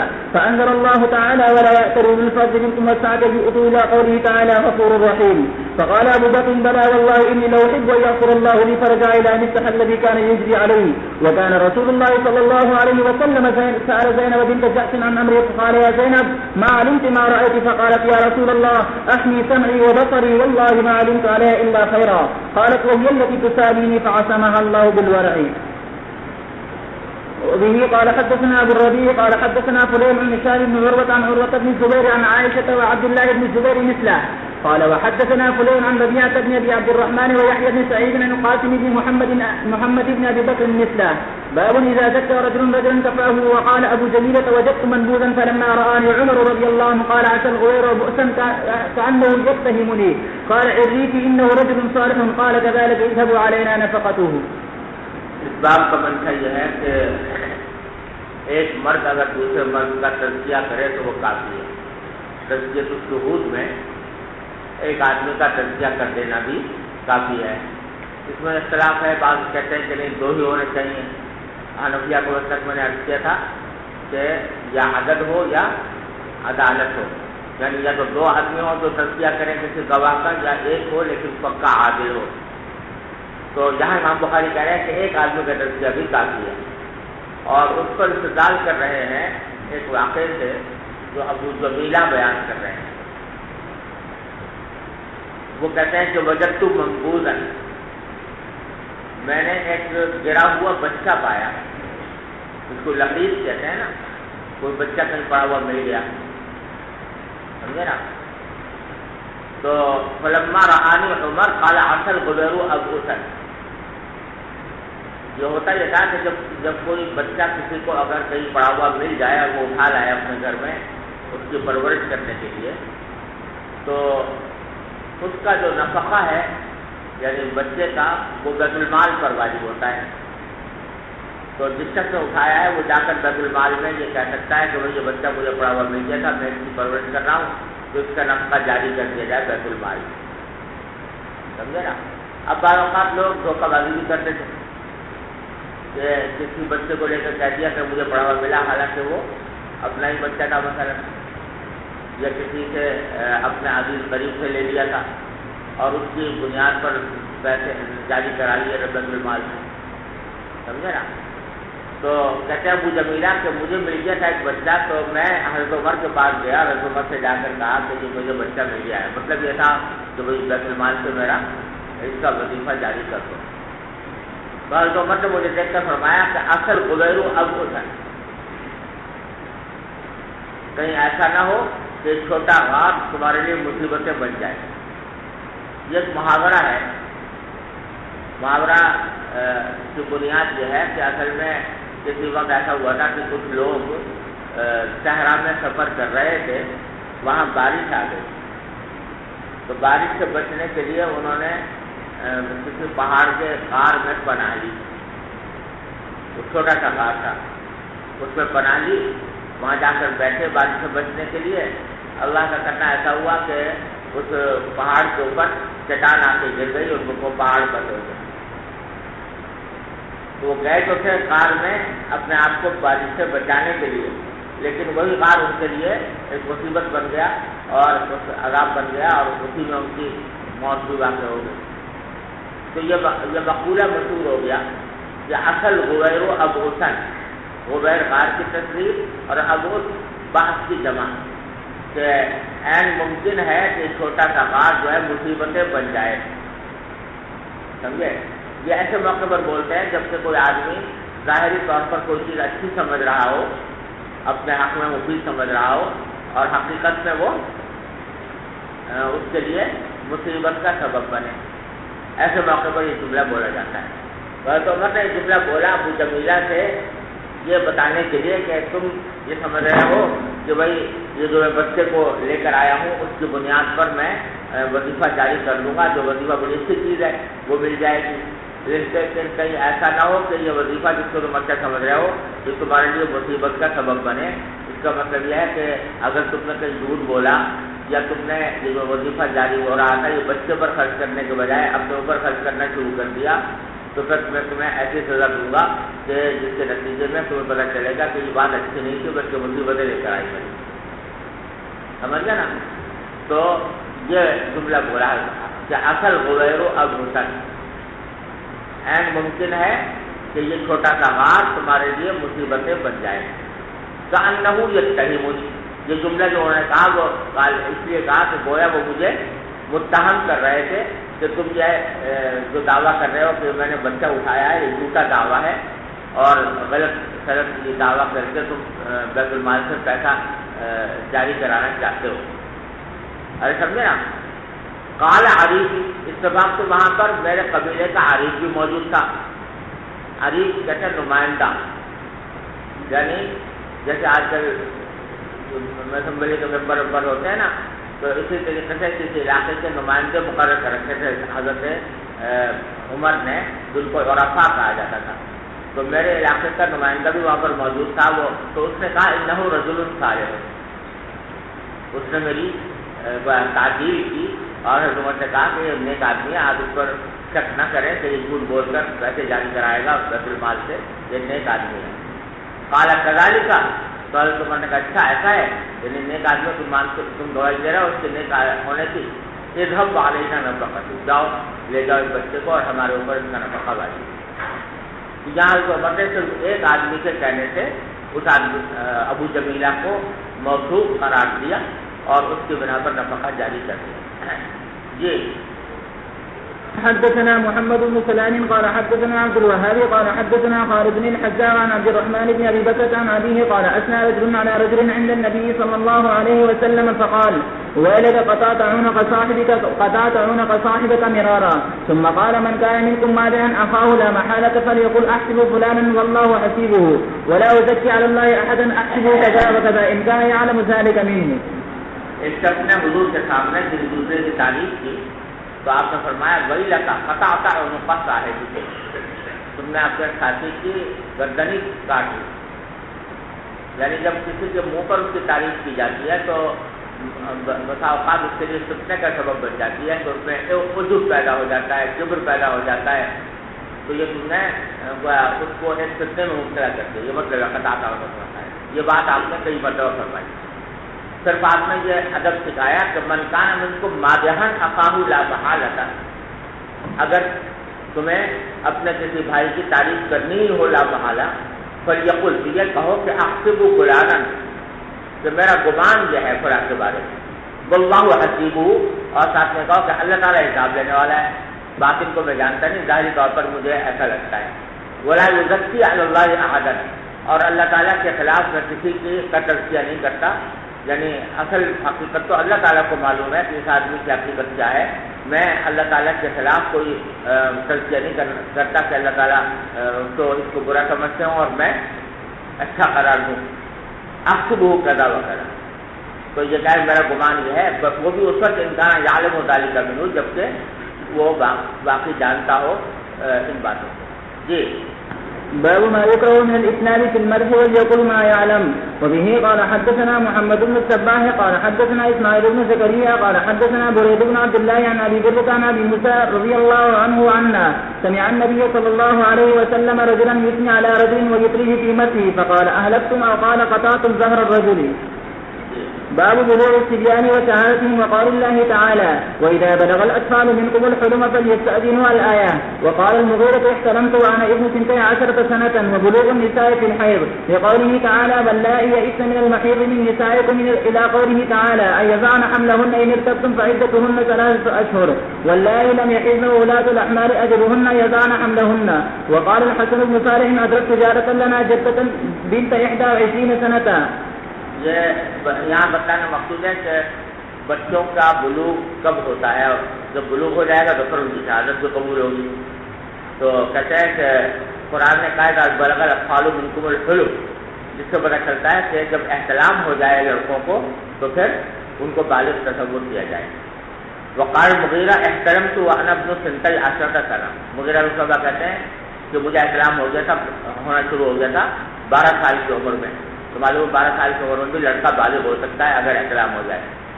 اور عورتوں کا جو بلوغ ہے وہ حیض سے ہوتا ہے، قول اللہ تعالیٰ واللائي يئسن من المحيض من نسائكم إلى قوله يضعن حملهن إن ارتبتم فعدتهن 3 أشهر واللائي لم يحضن وأولاة الأحمال أجلهن يضعن حملهن. وقال الحسن بن صالح، حسن بن صالح بن حي مشہور فقہاء مجتہدین میں سے ہیں، وہ کہتے ہیں میں نے اپنی پڑوسن کو پایا جو نانی بن گئی تھی 21 سال کی عمر میں، 21 سال کی عمر میں نانی بن گئی تھی۔ وہ کہتے ہیں کہ 9 سال کی عمر میں بالغ ہو گئی اور اسی میں نکاح ہو گیا، سمجھے نا؟ تو اگلے سال بچہ پیدا ہو گیا 10 سال کی عمر میں، 10 سال کی عمر میں ماں بن گئی، بچہ کیا پیدا ہو، بچی پیدا ہو گئی، اور وہ بچی بھی ماں کے نقش قدم پہ، تو اس نے بھی 9 سال کی عمر میں بالغ ہو گئی اور 10ویں سال بچہ پیدا ہو گیا، سمجھے نا؟ تو 10 سال میں اس کی بچی ہوئی تھی اور 10 سال میں اس کی ہو گئی، تو 21واں سال تھا اس کا کہ یہ نانی بن چکی تھی۔ تو اس سے پتہ چلا کہ 9 سال کی عمر میں بھی لڑکی بالغ ہو سکتی ہے۔ جی وبه قال حدثنا عبيد الله بن سعيد قال حدثنا ابو اسامه قال حدثني عبيد الله قال حدثني نافع قال حدثني ابن عمر رضي الله عنهما عنا ان رسول الله صلى الله عليه وسلم عرضه يوم احد وهو ابن 14 سنه فلم يجزني ثم عرضني يوم الخندق وانا ابن 15 فاجازني. قال نافع فقدمت على عمر بن عبد العزيز وهو خليفه فحدثته هذا الحديث فقال ان هذا لحد بين الصغير والكبير وكتب الى عماله ان يفرضوا لمن بلغ 15. یہ حنفیہ کی دلیل ہے کہ اگر علامات بلوغ ظاہر نہ ہو تو 15 سال کی عمر میں بالغ سمجھا جائے۔ جی قال حدثنا علي بن عبد الله قال حدثنا سفيان قال حدثني صفوان بن سليم عن عطاء بن يسار عن ابي سعيد الخدري رضي الله عنه عنا يبلغ به النبي صلى الله عليه وسلم قال غسل يوم الجمعة واجب على كل محتلم.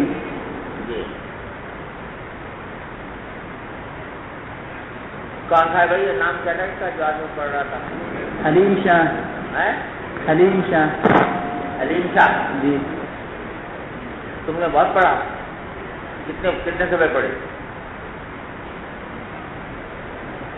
4 صفحے تمہیں نے پڑھے نا سارے؟ چلو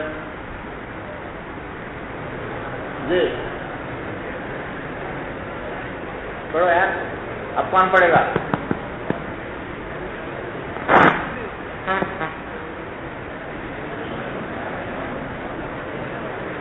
اللہ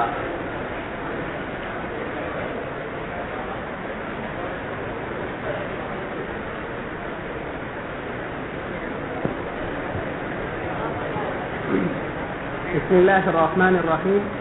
باب سؤال الحاكم المدعي هل لك بينة قبل اليمين.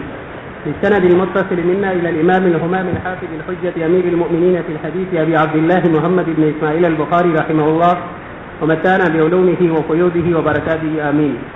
قال حدثنا محمد قال حدثنا أبو معاوية عن الأعمش عن شقيق عن عبد الله رضي الله تعالى عنه وعنهم قال قال رسول الله صلى الله عليه وسلم من حلف على يمينه وهو فيه فاجر ليقتدي بها مال امرئ مسلم لقي الله وهو عليه غضبان قال فقال الأشعث بن قيس في والله كان ذلك بيني وبين رجل أرض فجحدني فقدمت إلى النبي صلى الله عليه وسلم فقال لي رسول الله صلى الله عليه وسلم لك بينة قال قلت لا قال احلف قال قلت يا رسول الله إذا يحلف ويذهب بمالي قال فأنزل الله عز وجل إن الذين يشترون بعهد الله وإيمانهم ثمنا قليلا إلى آخر الآية. باب اليمين على المدعى عليه في الأنبال والحدود. وقال النبي صلى الله عليه وسلم شاهداك ويمينه. وقال قتيبة قال حدثنا سفيان عن ابن شبرمة تكلمني أبو الزناد في شهادة شاهد ويمين المدعي فقلت قال الله عز وجل واستشهدوا شاهدين من رجالكم فإن لم يكون رجلين فرجل وامرأتان ممن ترضون من الشهداء أن تضل إحداهما فتذكر إحداهما الأخرى. قلت إذا كان يكتفى بشهادة شاهد ويمين المدعي فما يحتاج أن تذكر إحداهما الأخرى ما كان يسمع بذكر هذه الأخرى. اس باب میں مسئلہ بیان کرنا مقصود ہے قضا بالشاہد و یمین کا.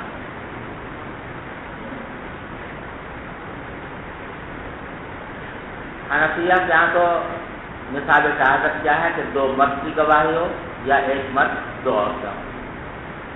اور امام شافعی امام مالک وغیرہ یہ حضرات فرماتے ہیں کہ اگر مدعی کے پاس صرف 1 گواہ ہے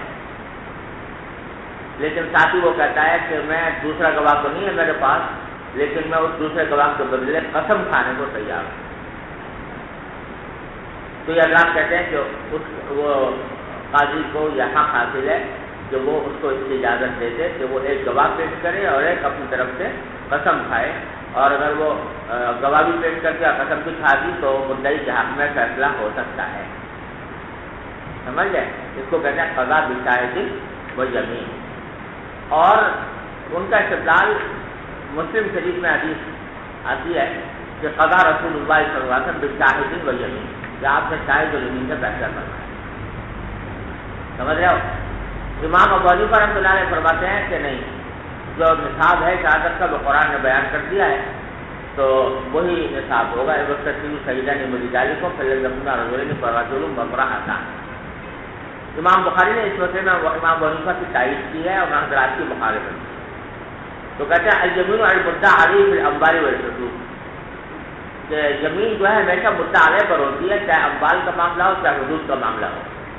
مدعی پر کبھی یمین نہیں ہوتی, اس پر انتظار کرے. وقال نبی صلی اللہ علیہ وسلم شاہداک او یمینہ. سمجھے نا؟ مدعی سے آپ نے فرمایا تھا کہ یا تو تم 2 گواہ پیش کرو ورنہ پھر اس شخص کی زمین کو قبول کرو. یہ دوسرے قصے میں ہے, سمجھے نا؟ یہ جو پچھلی حدیث گزری ہے نا اسی میں بعض روایتوں کے اندر آتا ہے کہ جب انہوں نے کہا کہ وہ تو قسمیں کھا لے گا کیونکہ, تو آپ نے فرمایا کہ بہرحال تمہارا حق یہ ہے کہ یا تو تم 2 گواہ پیش کرو بتا وہ قسم کھائے. تو آپ نے تقسیم کر دیا تو مدعی کا کام شاہد پیش کرنا ہے, قسم کھانا نہیں, اور مدعی کا کام قسم کھانا ہے. اور وہ جو مشہور حدیث البین پر مدعی و یمین علی من انکر, اس میں بھی تقسیم فرما دی ہے, یعنی یمین مدعی کے اوپر نہیں آئے گی کسی بھی صورت میں, مدعی پر ہوگی. وقال قتیبہ تو حدثنا سفیان عن شبرمہ. سفیان بن عیینہ روایت کرتے ہیں حضرت ابن شبرمہ سے جو قاضی تھے عراق سے, تو وہ کہتے ہیں کلمنی ابو الزناد کی شہادت شاہدی و یمین مدعی, کہ ابو الزناد نے مجھ سے گفتگو کی اس مسئلے میں کہ گواہ کی گواہی ہو اور دوسری طرف مدعی کی طرف سے یمین ہو. تو وہ ابو الزناد سمجھتے تھے کہ ایسا کر لینا کافی ہے اور شہادت اور یمین کے ساتھ فیصلہ, شاہد اور یمین سے فیصلہ کیا جا سکتا ہے. تو مجھ سے جب انہوں نے بات کی تو میں نے کہا کہ تو قبل اللہ تعالیٰ کا فرمایا وَاسْتَشْهِدُوا شَهِيدَيْنِ مِنْ رِجَالِكُمْ فَإِنْ يَكُونَا رَجُلَيْنِ فَرَجُلٌ وَامْرَأَتَانِ مِمَّنْ تَرْضَوْنَ مِنَ الشُّهَدَاءِ أَنْ تَضِلَّ إِحْدَاهُمَا فَتُذَكِّرَ إِحْدَاهُمَا الْأُخْرَى. یہ 2 عورتوں کی گواہی اس لیے دی گئی ہے تاکہ ایک اگر بھول جائے تو دوسری اس کو یاد دلا دے. تو میں نے کہا علاقہ مصطفیٰ کی شہادت شاہدی یمین مدعی، اگر ایک گواہ کی شہادت اور مدعی کی یمین پر یمین کافی ہوتی فما جمتا جو ہم تک کے رہتا عمل اخرا، تو ایک عورت دوسرے کو یاد کرانے کی کیا ضرورت تھی؟ ارے بھائی اگر ایک مرد ہے اور ایک عورت ہے، سمجھے نا، اب ایک عورت کی گواہی اگر کافی نہیں ہے تو کوئی ضرورت نہیں کہ بھائی جاؤ تم گھر بیٹھو اپنے، ہم تو مدعی جو ہے وہ قسم کھا کر اور ایک شاہد کے ساتھ مل کر اور قسم کھا کر فیصلہ کرا لیتا، یہ دوسری اور دو عورتوں کو جمع کرنے کی کیا ضرورت تھی؟ موقع نہیں اس کا ابھی ذکر حاضر اکڑا، اس دوسری کو ذکر کرنے کی کیا ضرورت ہے؟ تو ابتلاء سبرما کا بھی مسلک بولتا ہے، امام حنیفہ کا ہے، امام بخاری کا ہے کہ قضا بشہادت الیمین شاہد یمین معتبر نہیں، ارے سمجھے نا۔ اب رہی وہ حدیث جو صحیح مسلم وغیرہ میں آئی ہے اور جس میں آتا ہے کہ نبی کریم صلی اللہ علیہ وسلم نے فیصلہ کیا شاہد و یمین پر، تو اس کے مختلف جوابات حنفیہ کی طرف سے دیے گئے ہیں۔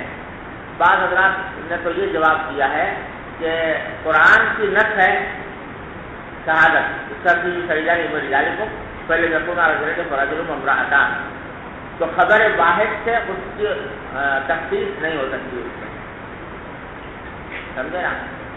لیکن میں تقبیر فتح المجید میں ثابت کیا ہے کہ یہ خبر واحد نہیں ہے، یہ خبر مشہور ہے اور خبر مشہور سے زیادتی ہو سکتی ہے، لہٰذا یہ جواب صحیح ہے۔ دوسرا جواب بعض نے دیا ہے کہ قضا بشاہد یمین بعض ایسے معاملات میں کی جو عام حالات میں تو نہیں ہو سکتی لیکن کسی خاص معاملے میں کی، جیسے کہ امان الاسیر کا مسئلہ، یعنی یہ بات کہ کسی شخص کسی قیدی کو یا کسی قاتل کو کسی مسلمان نے امان دے دی تو اس میں ایک گواہ کی گواہی بھی معتبر ہے، اس واسطے کہ ذمۃ المسلمین واحدۃ یسعی بہا ادناہم، تو جب ایک آدمی گواہ امان دے سکتا ہے تو اس امان کی گواہی بھی ایک آدمی دے سکتا ہے، تو ہو سکتا ہے کہ وہاں پر آپ نے فیصلہ فرمایا۔ بعض نے کہا کہ قضا جو ہے یہ بطریق قضا نہیں تھی بلکہ بطریق صلح تھی، صلح کے طور پر ایسا کیا گیا، سمجھ رہے؟ لیکن مجھے یہ زیادہ ان سب باتوں کے مقابلے میں یہ بات زیادہ صحیح معلوم ہوتی ہے کہ اصل حکم تو وہی ہے جو قرآن کریم میں بیان فرمائے، ترتیب صحیح نہیں بری ڈالی، لیکن بعض حالات ایسے ہوتے ہیں جہاں پر کہ دو گواہوں کا میسر آنا ممکن نہیں ہوتا، سمجھے نا۔ ایسے مواقع پر جہاں دو گواہوں کا میسر آنا ممکن نہ ہو تو وہاں پر نبی کریم صلی اللہ علیہ وسلم نے شاہد یمین کے اوپر فیصلہ فرما دیا، تو اور بعض روایات سے اس کی تائید بھی ہوتی ہے۔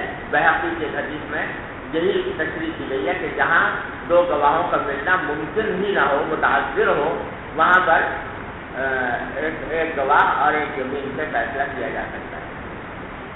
چلیے۔ وبه قال حدثنا ابو نعيم قال حدثنا نافع بن عمر عن ابي مليكة قال كتب ابن عباس الي ان النبي صلى الله عليه وسلم كتب باليمين على المدعى عليه.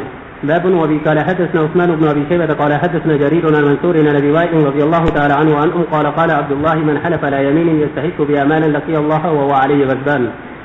ثم انزل الله عز وجل تسديد ذلك ان الذين يشترون بعهد الله وايمانهم ثمنا قليلا الى قوله ولهم عذاب عليم.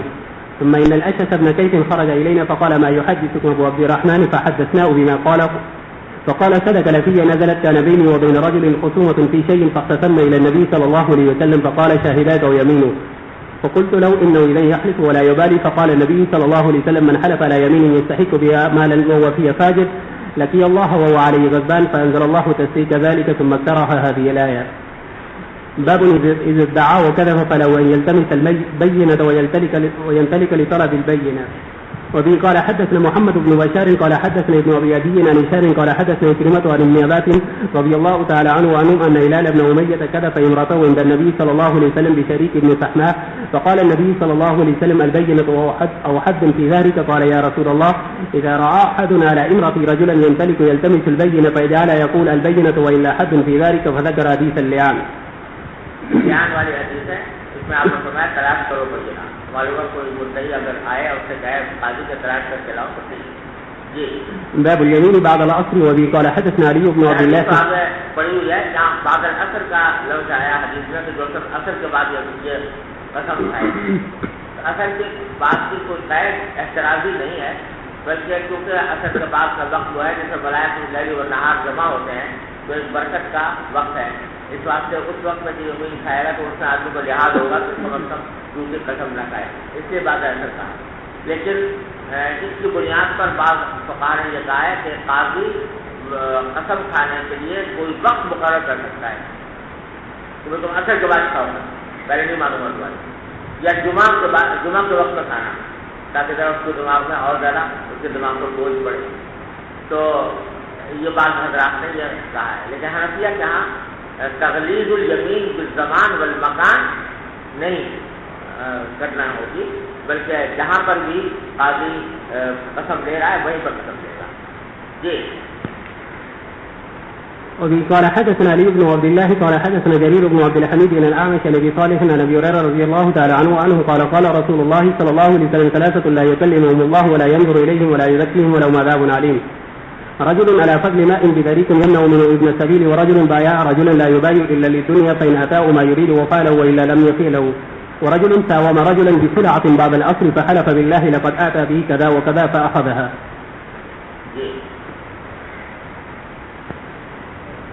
بسم الله الرحمن الرحيم. باب يطلق المدعى عليه حيثما وجبت عليه اليمين ولا يشرك من موضع إلى غيره. وقضى مروان باليمين على زيد بن ثابت رضي الله تعالى عنه على المنبر فقال أحلف له مزعني, فجعل زيد يحلف وأبى أن يحلف على المنبر, فجعل مروان يتعجب منه, وقال النبي صلى الله عليه وسلم شاهداك أو يمينه ولم يخص مكانا دون مكان. یہاں پر یہ کہہ رہے ہیں کہ مدعا علیہ سے قسم لی جائے گی حیثما وجبت علیہ یمین, جہاں بھی اس پر یمین واجب ہوئی ہے, یعنی ولا یصرف من موضع الی غیرہ, اور قسم دینے کے لیے اس کو ایک جگہ سے دوسری جگہ جانے پر مجبور نہیں کیا جائے گا کہ تم جا کے مسجد میں قسم کھاؤ, یا ہمارے ساتھ حرم چلو وہاں کعبے میں قسم کھانا. یہ جو ہے یہ اس قسم کی تغلیظ کرنے کی کوئی ضرورت نہیں. اور دلیل اس کی بتا رہے ہیں کہ قضا مروان بالیمین علی زید بن ثابت علی المنبر, کہ ایک مرتبہ مروان نے فیصلہ کیا کہ زید بن ثابت رضی اللہ عنہ کے بارے میں کہ یہ مدعا علیہ تھے, تو ان سے کہا کہ تم قسم کھاؤ لیکن ممبر پر قسم کھاؤ جا کر, مسجد کے ممبر پر. فقال, تو حضرت زید بن ثابت نے کہا کہ احلف له مکان, میں تو اپنی جگہ پر ہی قسم کھاؤں گا. فجعل زید یحلف, زید بن ثابت جو وہیں پر قسم کھانے لگے, وہ ابا ان یحلف علی المنبر, اور منبر پر جا کر قسم کھانے سے انکار کیا. فجعل مروان یتعجب منه, تو مروان تعجب کرنے لگا کہ میں اس سے کہہ رہا ہوں کہ منبر پہ جا کے قسم کھاؤ اور یہ انکار کر رہے ہیں, یہیں پر کھا رہے ہیں. تو پھر انہوں نے بتایا ہوگا زید بن ثابت نے کہ یہ قاضی کا یہ حق نہیں ہے, نہ مدعی کا یہ حق ہے کہ یہ مطالبہ کرے کہ مسجد میں جا کے قسم کھاؤ, بلکہ جو مسجد سے قضا ہے اسی میں قسم کھائے گا. وقال النبی صلی اللہ علیہ وسلم شاہدہ کا او یمینہ, حضور نے فرمایا کہ شاہدہ کا او یمینہ, اور یمین کے ساتھ لم یخص کا مکان دون مکان, آپ کا کوئی جگہ پہ بیٹھنے لگا جو جگہ جا کر قسم کھائے. جی.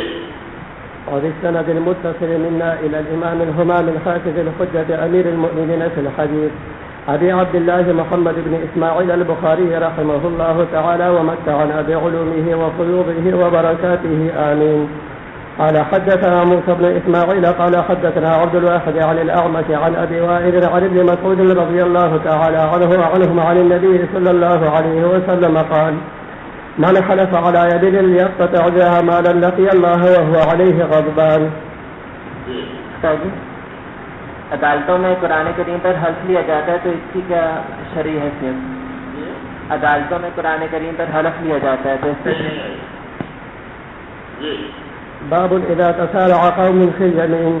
وبه قال حدثنا إسحاق بن نصر قال حدثنا عبد الرزاق قال حدثنا معبر عن همام عن أبي هريرة رضي الله تعالى عنه وعنهم أن النبي صلى الله عليه وسلم عرض على قوم اليمين فأسرعوا فأمر أن يصم بينهم في اليمين أيهم يحلف. یہ حدیث ہے تو گزارا کہ نبی صلی اللہ علیہ وسلم نے کسی کچھ لوگوں پر زمین کے وہ قسم کھائے, فأسرعوا, ہر ایک آگے بڑھنے لگا, قسم کھانے سے جلدی کرنے لگا. تو پھر آپ نے قرآن اندازی کی ان کے درمیان زمین میں کہ کون قسم کھائے. یہ مسئلہ, یہ حدیث بڑی مشکل سمجھی گئی ہے. اس واسطے کہ ایسی کیا صورت ہو سکتی ہے جس میں کہ بہت سارے لوگوں پر قسمیں آ گئی اور پھر قرآن دازی سے فیصلہ کیا گیا کہ کون قسم کھائے کون نہ کھائے. اصول تو یہ ہے نا کہ جو مدعا علیہ ہے وہ قسم کھائے، ایک ہو یا زیادہ ہو. ٹھیک ہے، تو اب یہ فیصلہ کرنا قرآن دازی سے کہ یہ قسم کھائے یا یہ کھائے، یہ کون سی صورت ہو سکتی ہے؟ سمجھے نا. بعض لوگوں نے اس کی مثال، اس کی شکل یہ بتائی کہ مثلاً جو ہے ایک چیز کے اوپر دو آدمیوں کا دعویٰ ہو گیا اور بجیاں دونوں میں سے کسی کے پاس نہیں. سمجھے نا. تو دونوں متعلق جو ہے وہ قسم کھا رہا ہے، اس کے خلاف بھی اس کے خلاف بھی. تو وہاں پر ایسا ہو سکتا ہے کہ ایک سے زیادہ آدمی ہو، مگر قرآن دازی کا وہاں پر بھی سوال پیدا نہیں ہوتا. مطلب یہ کہ بہت سی صورتیں بنانے کی کوشش کی مگر کوئی بنتی نہیں. بظاہر ایسا معلوم ہوتا ہے کہ مجھے ایسا معلوم ہوتا ہے اللہ عالم کہ اصل میں صورت حال ایسی تھی کہ مدعا علیہ سے مثلاً 10 آدمی مدعا علیہ تھے. ٹھیک، تو قسم سب پر آ گئی کہ نہیں آ گئی؟ لیکن اب مسئلہ یہ نہیں تھا کہ کون کھائے کون نہ کھائے، مسئلہ یہ تھا کہ کون پہلے کھائے. تو یہ جو فیصلہ کیا گیا کہ کون پہلے کھائے، یہ فیصلہ قرآن دازی، تو اس میں کوئی شکایت نہیں. چلو. باب قول الله تعالى إن الذين يشترون بعهد الله وأيمانهم ثمنا قليلا. وبه قال حدثنا إسحاق قال أخبرنا يزيد بن هارون قال أخبرنا العوام قال حدثني إبراهيم أبو إسماعيل السكتي وأنه سمع عبد الله بن أبي أوفى يقول أقام رجل بسلعة فحلف بالله لقد أعطى بها ما لم يعط فنزلت إن الذين يشترون بعهد الله وأيمانهم ثمنا قليلا. وقال ابن أبي أوفى الناجش آكل الربا خائن. وبه قال حدثنا بشر خالد قال أخبرنا محمد بن جعفر عن شعبة عن سليمان عن أبي وائل عن عبد الله رضي الله عنه وعنهم عن النبي صلى الله عليه وسلم قال من حلف على يمين كاذبا ليقتطع مال رجل أو قال أخيه لقي الله وهو عليه غضبان فأنزل الله تسيق ذلك في القرآن إن الذين يشترون بعهد الله وأيمانهم ثمنا قليلا إلى قوله عذاب أليم أولئك لا خلاق لهم في الآخرة ولا يكلمهم الله ولا ينظر إليهم يوم القيامة ولا يزكيهم ولهم عذاب أليم. فلقيني الأشعث فقال ما حدثكم عبد الله اليوم قلت كذا وكذا قال في نزلت. بسم الله الرحمن الرحيم. باب كيف يستحلف وقول الله تعالى ثم جاءوك يحلفون بالله إن أردنا إلا إحسانا وتوفيقا ويحلفون قسم کھانے کا طریقہ یعنی واللہ باللہ اللہ یہ سب الفاظ استعمال ہوتے ہیں. ويحلفون بالله إنهم لمنكم يحلفون بالله لكم ليرضوكم فيقسمان بالله لشهادتنا أحق من شهادتهما يقال بالله وتالله ووالله. وقال النبي صلى الله عليه وآله وسلم ورجل حلف بالله كاذبا بعد العصر ولا يحلف بغير الله. وبالسند المتصل منا إلى الإمام الهمام الحافظ الحجة أبي عبد الله محمد بن إسماعيل البخاري رحمه الله تعالى ومتعنا بعلومه وبركاته آمين. قال حدثنا إسماعيل بن عبد الله قال حدثني مالك عن عمه أبي سهيل بن مالك عن أبيه أنه سمع طلحة بن عبيد الله يقول جاء رجل إلى رسول الله صلى الله عليه وآله وسلم فإذا هو يسأله عن الإسلام فقال رسول الله صلى الله عليه وآله وسلم 5 صلوات في اليوم والليلة. فقال هل علي غيرها؟ قال لا إلا أن تتطوع. فقال رسول الله صلى الله عليه وآله وسلم وصيام شهر رمضان. فقال هل علي غيره؟ قال لا إلا أن تتطوع. قال وذكر له رسول الله صلى الله عليه وآله وسلم الزكاة. قال هل علي غيرها؟ قال لا إلا أن تتطوع. فأدبر الرجل وهو يقول والله لا أزيد على هذا ولا أنقص. قال رسول الله صلى الله عليه وآله وسلم أفلح إن صدقا. وبه قال حدثنا موسى بن إسماعيل قال حدثنا جويرية قال ذكر ناس عن عبيد الله عن عبد الله أن النبي صلى الله عليه وآله وسلم قال من كان حالفا فليحلف بالله أو ليصمت. یعنی قسم کھانی ہو تو اللہ کی قسم کھائے کسی اور کو نہیں ورنہ خاموش رہے. باب من أقام البينة بعد اليمين. وقال النبي صلى الله عليه وآله وسلم لعل بعضكم ألحن بحجته من بعض. وقال طاووس وإبراهيم وشريح البينة العادلة من أحق من اليمين الفاجرة. یہ مقصد یہ ہے اس کا کہ اس باب کا کہ ایک شخص مدعی تھا، اس نے دعویٰ کیا لیکن کوئی بینہ پیش نہیں کر سکا اپنے دعوے پر، تو قاضی نے مدعا کو قسم دے دی، قسم اس نے کھا لی، جب اس نے قسم کھا لی تو مدعی کا دعویٰ خارج ہو گیا، اس کے حق میں فیصلہ نہیں ہوا، مدعا کے حق میں فیصلہ ہو گیا۔ اب جب فیصلہ ہو گیا تو اب آتا ہے کسی وقت قاضی کے پاس کہ حضرت وہ جو میں نے دعویٰ کیا تھا اس وقت میں بینہ پیش نہیں کر سکا تھا، لیکن اب مجھے بینہ مل گیا ہے، میں پیش کرنا چاہتا ہوں۔ تو آیا اس کا بینہ اس صورت میں قبول کیا جائے گا یا نہیں؟ امام بخاری یہاں کہہ رہے ہیں کہ قبول کیا جائے گا، اور حنفیہ کے یہاں جو ہے اس میں تفصیل ہے، اور وہ یہ کہ اگر اس وقت میں جبکہ اس نے ابتدائی مقدمہ دائر کیا تھا اس وقت میں وہ بینہ اس کے علم میں ہی نہیں تھا، سمجھے نا، اس کا پیش کرنا اس وقت ممکن نہیں تھا، علم میں نہیں تھا، اب علم میں آیا تو اس صورت میں وہ بینہ پیش کر سکتا ہے قاضی، سمجھ نا، وہ بھی جب تک قاضی کو اطمینان ہو جائے جہاں واقعی یہ کوئی جعلی گواہی بنا کر نہیں لایا، اور لیکن اگر اس وقت میں وہ پیش کرنا اس کے لیے ممکن تھا اور پیش نہیں کر پایا، نہیں کیا، تو پھر اب بعد میں بینہ لانے کا سے کچھ نہیں ہوگا۔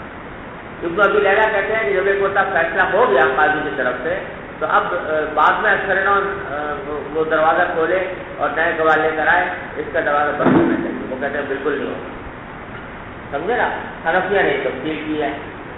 تو امام بخاری کہہ رہے ہیں کہ بینہ اگر کو قائم کرتے زمین کے بعد تو وہ بھی قبول کر لیا جائے گا۔ وقال النبی صلی اللہ علیہ وسلم لعل بعضکم الحن بحجتہ من بعض، وہ حدیث ابن سلمہ والی جو پیچھے گزری تھی نا کہ آپ نے فرمایا تھا کہ بعض لوگ اپنی حجت میں زیادہ تیز ہوتے ہیں، تو بعض اوقات ان کی حجت ان کی طرز زبانی کی وجہ سے میں کوئی فیصلہ ان کے لیے کر دیتا ہوں، لیکن اگر اس نے غلط فیصلہ لیا ہے تو وہ اس کے لیے آگ کا ٹکڑا ہے۔ تو مطلب یہ کہ جب اس وقت میں جو زمین کھائی اس نے تو قسم کھائی، تو اگر بینہ موجود ہے جو بعد میں مل گیا ہے تو بینہ ہمیشہ مقدم ہوتا ہے زمین کے اوپر، تو اس واسطے اس قضا بغیر حق سے بچنے کے لیے اس بینہ کو قبول کرنا چاہیے۔ اسی لیے طاؤس ابراہیم شریح کا قولیہ البینۃ العادلۃ احق بالیمین الفاجرہ، کہ عادل بینہ جو ہے وہ جھوٹی قسم سے کہیں زیادہ حقدار ہے اس بات کا کہ اس کو قبول کیا جائے۔ جی وبه قال حدثنا عبد الله بن مسلمة عن مالك عن هشام بن عروة عن أبيه عن زينب عن أم سلمة رضي الله عنها وعنهم أن رسول الله صلى الله عليه وآله وسلم قال إنكم تختصمون إلي ولعل بعضكم ألحن بحجته من بعض، فمن قضيت له بحق أخيه شيئا بقوله فإنما أقطع له قطعة من النار فلا يأخذها۔ باب من أمر بإنجاز الوعد وفعله الحسن وفعله الحسن وذكر إسماعيل إنه كان صادق الوعد وقضى ابن أشوع بالوعد، وذكر ذلك عن سمرة بن جندب وقال مسعر بن مخرمة سمعت النبي صلى الله عليه وآله وسلم وذكر السحر له وقال وعدني فوفاني، قال أبو عبد الله ورأيت إسحاق بن إبراهيم يحتج بحديث ابن أشوع۔ یہ مسئلہ یہاں پر بھی بیان فرما رہے ہیں اس باب میں امام بخاری کہ اگر کوئی شخص دوسرے سے کوئی وعدہ کر لے تو کیا موعود لہو جس سے وعدہ کیا گیا ہے وہ اس کو قضاءً اس وعدے سے پورا کرنے پر مجبور کر سکتا ہے کہ قاضی کے پاس جا کر کہتے ہیں کہ مجھ سے وعدہ کیا تھا اس سے پورا کرواؤ، سمجھے نا۔ اس بارے میں بھی فقہاء کرام کے مختلف مذاہب ہیں۔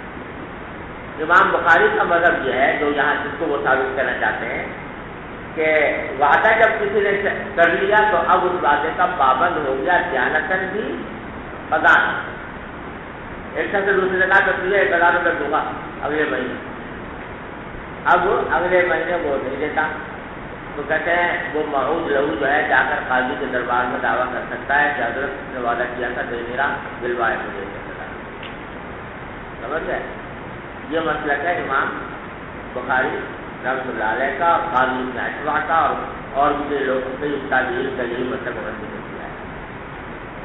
امام ابو حنیفہ رحمۃ اللہ علیہ کی طرف یہ منسوب ہے، امام ابو حنیفہ، امام شافعی، امام احمد تینوں کی طرف، کہ وہ وعدے سے پورا کرنے کو واجب نہیں کہتے بلکہ یہ کہتے ہیں مکارم اخلاق میں سے، کہ آدمی وعدے کو پورا کرے، لیکن واجب نہیں ہے۔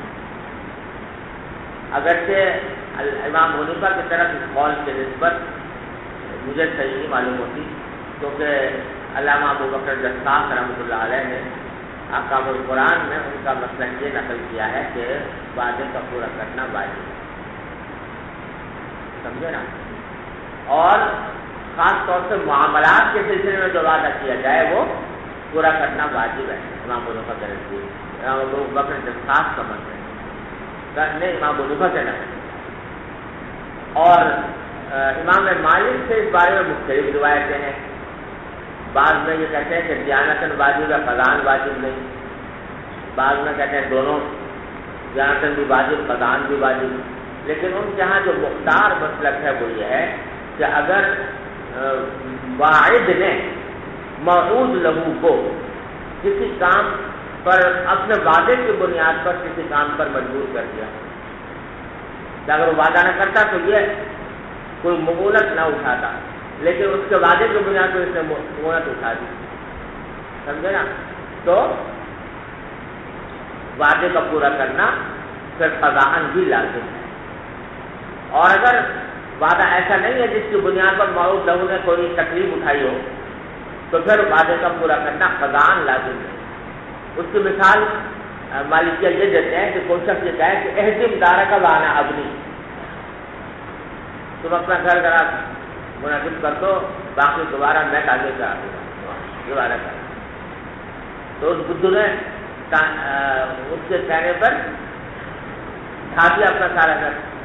جب ڈھا دیا تو کہا وعدہ تم نے کیا تھا پورا بنانے کا، تم بناؤ، تو کہتے ہیں معاف کرنا، بڑی غلطی ہو گئی اور میں اب دوبارہ بنا نہیں سکتا۔ تو کہتے ہیں امام مالک ایسے میں اس کی نہیں چھوڑا جائے گا، وہ قاضی کے پاس جا سکتا ہے کہ حضرت یہ تو اس نے میرا سارا گھر ہی برباد کر دیا اور میں اب انکار کر رہا ہے، اب اس سے بنوایا جائے۔ تو جہاں کسی مغونت میں مبتلا کر دیا ہو واعد نے موعود لہو کو، تو پھر اس کا قضاءً واجب ہے، لازم۔ ارے سمجھے نا؟ حنفیہ کا جو عام مشہور مسلک ہے وہ یہ ہے کہ دیانتاً تو واجب ہے، اور وہ بھی اس وقت جب تک کوئی عذر نہ ہو۔ اگر عذر پیش آ جائے ایواز میں تو پھر کیا ہے؟ دیانتاً بھی واجب نہیں، لیکن اگر بلا عذر اس کا خلاف کرنا دیانتاً واجب ہے، قضاءً عام حالات میں واجب نہیں، سمجھے بھائیو؟ اب ایک شخص نے وعدہ کر لیا کہ میں اپنی بیٹی کا نکاح تمہارے ساتھ کروں گا، اب بعد میں وعدے کے اوپر اس کو اٹھا کے لے جائیں قاضی جہاں کہ جی اس نے وعدہ کیا تھا لہٰذا نکاح کرواؤ میرا، تو یہ امام صاحب کہتے ہیں کہ دیانتاً واجب ہے، قضاءً واجب ہے۔ دیانتاً بھی ہو سکتا جب تک کوئی عذر نہ ہو، عذر ہو جائے تو پھر دیانتاً بھی واجب ہے۔ یہ عام حکم یہی ہے، لیکن متأخرین حنفیہ نے فرمایا ہے کہ وعدوں کو بعض اوقات قضاءً ضرورت ناس کی وجہ سے قضاءً لازم بھی کر سکتے ہیں۔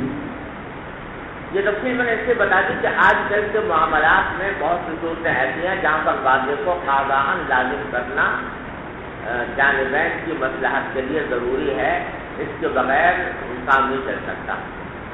اس کی ایک سادہ سی مثال یہ ہے کہ اگر کوئی شخص کوئی مال درآمد کرتا ہے دوسرے ملک سے، جی جاپان سے فرض منگا رہا ہے کپڑا، جی جس وقت میں یہ کپڑے کا آرڈر دیتا ہے اس وقت میں کپڑا اس کے پاس موجود نہیں ہوتا، بائے کے پاس، وہ آرڈر کے بعد تیار کرتا ہے یا خریدتا ہے پھر اس کو بھیجتا ہے، تو اس وقت بے نہیں ہوتی، محض کیا ہوتا ہے؟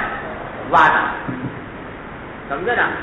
اب اگر وہ تو سارا اپنا جس کو کہا جی مجھے 1 لاکھ گانٹھیں 1 لاکھ تھان بھیج دو مجھے کپڑوں سے، اس نے اپنی ساری جمع پونجی جمع کر کے 1 لاکھ تھان تیار کیے، اب یہ کہتا ہے معاف کرنا غلطی ہو گئی تھی، اب نہیں میں مانگتا، تو کسی کی جان گئی آپ کی ادا ٹھہری، تو اس نے اتنا سب کچھ کر ڈالا اور آپ کہتے ہیں کہ میں لیتا نہیں۔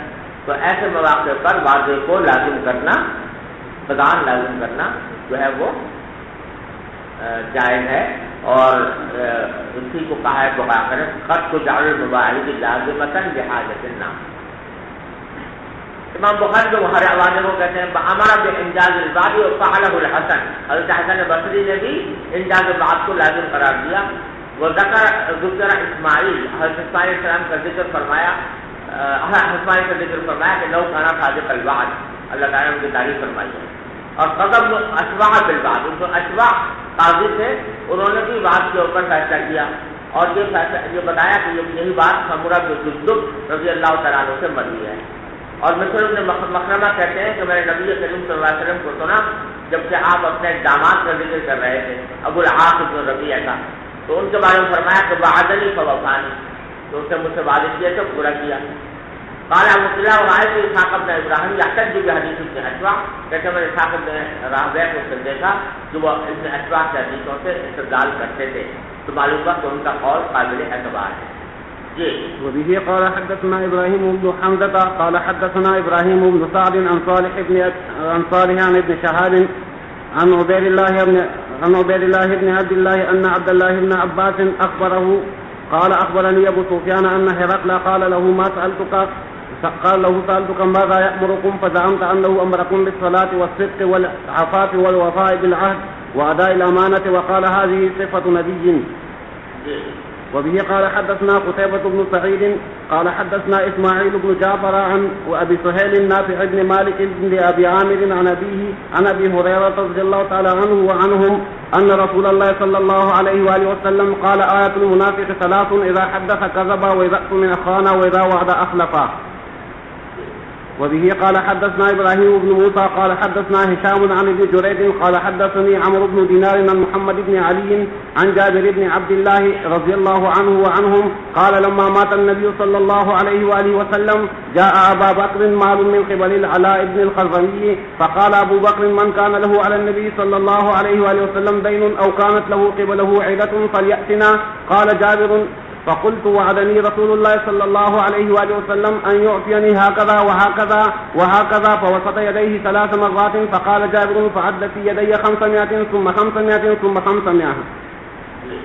وبه قال حدثنا محمد بن عبد الرحيم قال حدثنا سعيد بن سليمان قال حدثنا مروان بن شجاع عن سالم الأفصص عن سعيد بن جبير قال سألني يهودي من أهل الحيرة أي الأجلين قضى موسى قلت لا أدري حتى أقدم على حبر العرب فأسأله فقدمت فسألت ابن عباس فقال قضى أكثرهما وأجبهما إن رسول الله صلى الله عليه وآله وسلم إذا قال فعل.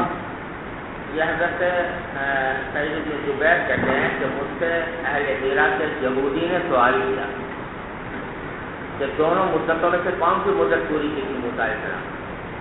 وہاں قرآن شریف میں جو ہے نا صاحب علیہ السلام نے کہا الجمل اجل ہے تاجر سمانی حجت ادم تعشرن فمن عنده، دونوں اختیار کیے تھے نا. تو حضرت موسیٰ علیہ السلام نے کہا الجمل اجلین قضیت فلا عدوان علیہ، دونوں میں سے کوئی پوری کر دوں گا. تو اب واقعہ کیا ہوا تھا کہ انہوں نے کون سی پوری کی تھی یہ پوچھا یہودی نے حضرت سعید بن جبیر سے. قلت لا ادری، میں نے کہا مجھے نہیں پتا حتی اقدم علی حبر العرب، جب تک کہ میں عرب کے متباہر عالم یعنی عبداللہ بن عباس کے پاس میں چلا جاؤں ان سے پوچھ کر بتاؤں گا. فقدمت فسألت ابن عباس، انہوں نے عبداللہ بن عباس سے پوچھا فقال تو نے فرمایا قضا اکثرهما باقیهما، جو لمبی مدت میں 10 سال والی وہ پوری کی تھی، باقیهما جو اس سے بہتر تھی. کیوں؟ ان رسول اللہ اذا قال فعل، اللہ کا رسول جب کوئی کام بات کہتا ہے تو کرتا ہے، سمجھے نا. تو گویا انہوں نے کہا تھا نا اس وقت آشن فمن عندک، تو ظاہر ہے وہ مطلب حضرت صاحب کا یہ تھا کہ یہ زیادہ افضل ہوگا، تو انہوں نے افضل کو اختیار کیا ہوگا، اس واسطے ظاہر یہی ہے کہ انہوں نے 10 سال پوری کی. جی. باب لا يسأل أهل الشرك عن الشهادة وخيرها. وقال الشعبي لا تجوز شهادة أهل الملل بعضهم على بعض لقوله تعالى فأغرينا بينهم العداوة والبغضاء. وقال أبو هريرة رضي الله عنه وعنهم عن النبي صلى الله عليه وآله وسلم لا تصدقوا أهل الكتاب ولا تكذبوهم وقولوا آمنا بالله وما أنزل الآية. کافر کی شہادت، ذمہ کی شہادت مقبول ہے یا نہیں، اس بارے میں باب قائم کیا ہے. اس میں بھی بتایا تو کہاں سے مختلف ہے. اس بات پر سب متفق ہیں کہ کافر کی شہادت مومن کے خلاف معتبر نہیں،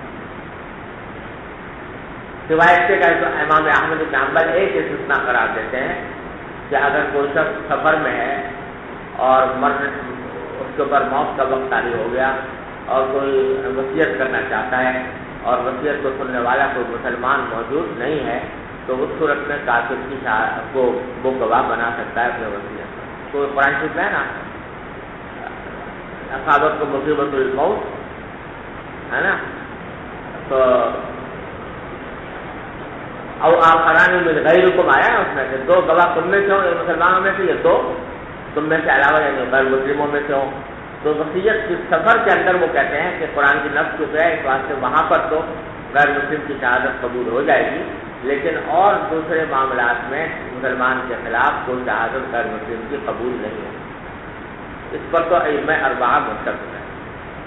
البتہ کافروں کی شہادت خود اور ان کے اپنے خلاف، تو اس پر بھی متفق اکثر جمہور کہتے ہیں کہ اگر کوئی اپنے ہم مذہب کے خلاف گواہی دے، عیسائی کے خلاف، یہودی کے خلاف، تو معتبر ہو جائے.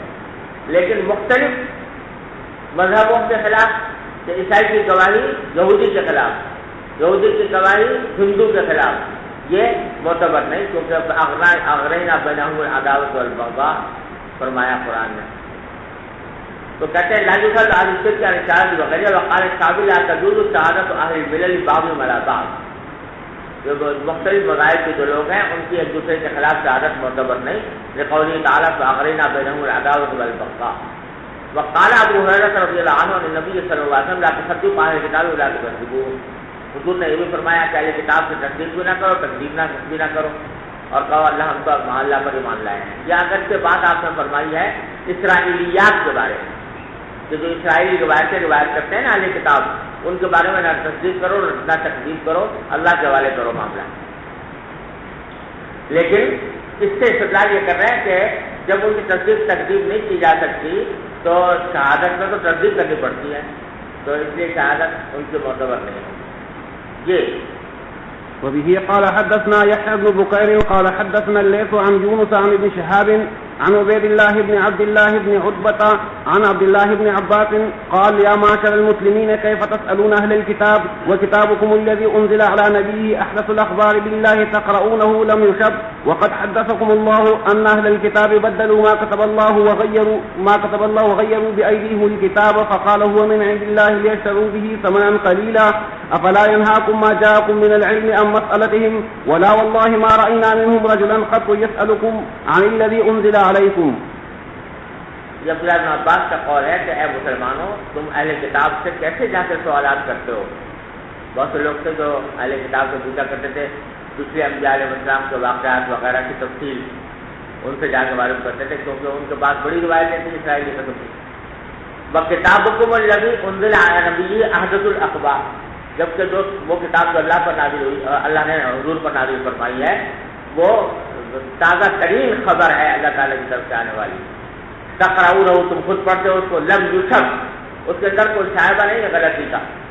وقد حدثکم اللہ عن الکتاب بدلوا ما کتب اللہ، اور خود اللہ تعالیٰ نے تمہیں بتایا ہے کہ اہل کتاب نے تبدیلیاں کر لی ہیں اس کتاب میں جو اللہ نے نازل کی تھی. وغیروا بأیدیہم الکتاب، اپنے ہاتھوں سے اس میں تبدیلیاں پیدا کر لی ہیں. فقالوا هو من عند الله ليشتروا به ثمنا قليلا. افلا ينهاكم ما جاءكم من علم عن مسألتهم، جو علم تمہارے پاس آ گیا ہے کتاب اللہ کا، کیا وہ تمہیں اس بات سے نہیں روکتا کہ ان سے جا کے سوالات کیا کرو تم. ولا والله ما رأينا منهم رجلا قط يسألكم عن الذي أنزل عليكم، ہم نے ان میں سے کسی کو نہیں دیکھا کہ وہ آ کر تم سے سوالات کرتا ہو کہ بھائی تمہارے اوپر کیا نازل ہوا ہے. وہ تو سوال کرتے نہیں، تم جا کے سوال کرتے ہو، یہ بے غیرتی کی بات ہے. تو ان سے جا کر نہ معلومات کیا کرو. جی بسم الله الرحمن الرحيم. باب القرآن في المشكلات. وقوله إن يلقون أقلامهم أيهم يكفر مريم. وقال ابن عباس رضي الله عنه افتروا فجرت الكلام مع الجرية وعلق له زكريا الجرية فكفلها زكريا وقوله فساهم أقرأ فكان من الملحظين يعني من المتهومين. وقال أبو هريرة رضي الله عنه أراد النبي صلى الله عليه وسلم على قوم يمينا فأسرعوا فأمر أن يسم بينهم أيهم يحلف. قرآن کرنا مشکلات میں حنفیہ کا قول یہ ہے اس باب میں کہ قرے کے ذریعے کوئی غیر ثابت حق ثابت نہیں ہوتا، لیکن جب ایک چیز کے مستحق ایک سے زائد ہوں تو ان میں تقسیم کے لیے یا ان میں ترتیب کے لیے قرے پر استعمال کیا جاتا ہے۔ یہ جہاں پر جو قرآن ثابت ہے وہ اسی کام کے لیے ہے۔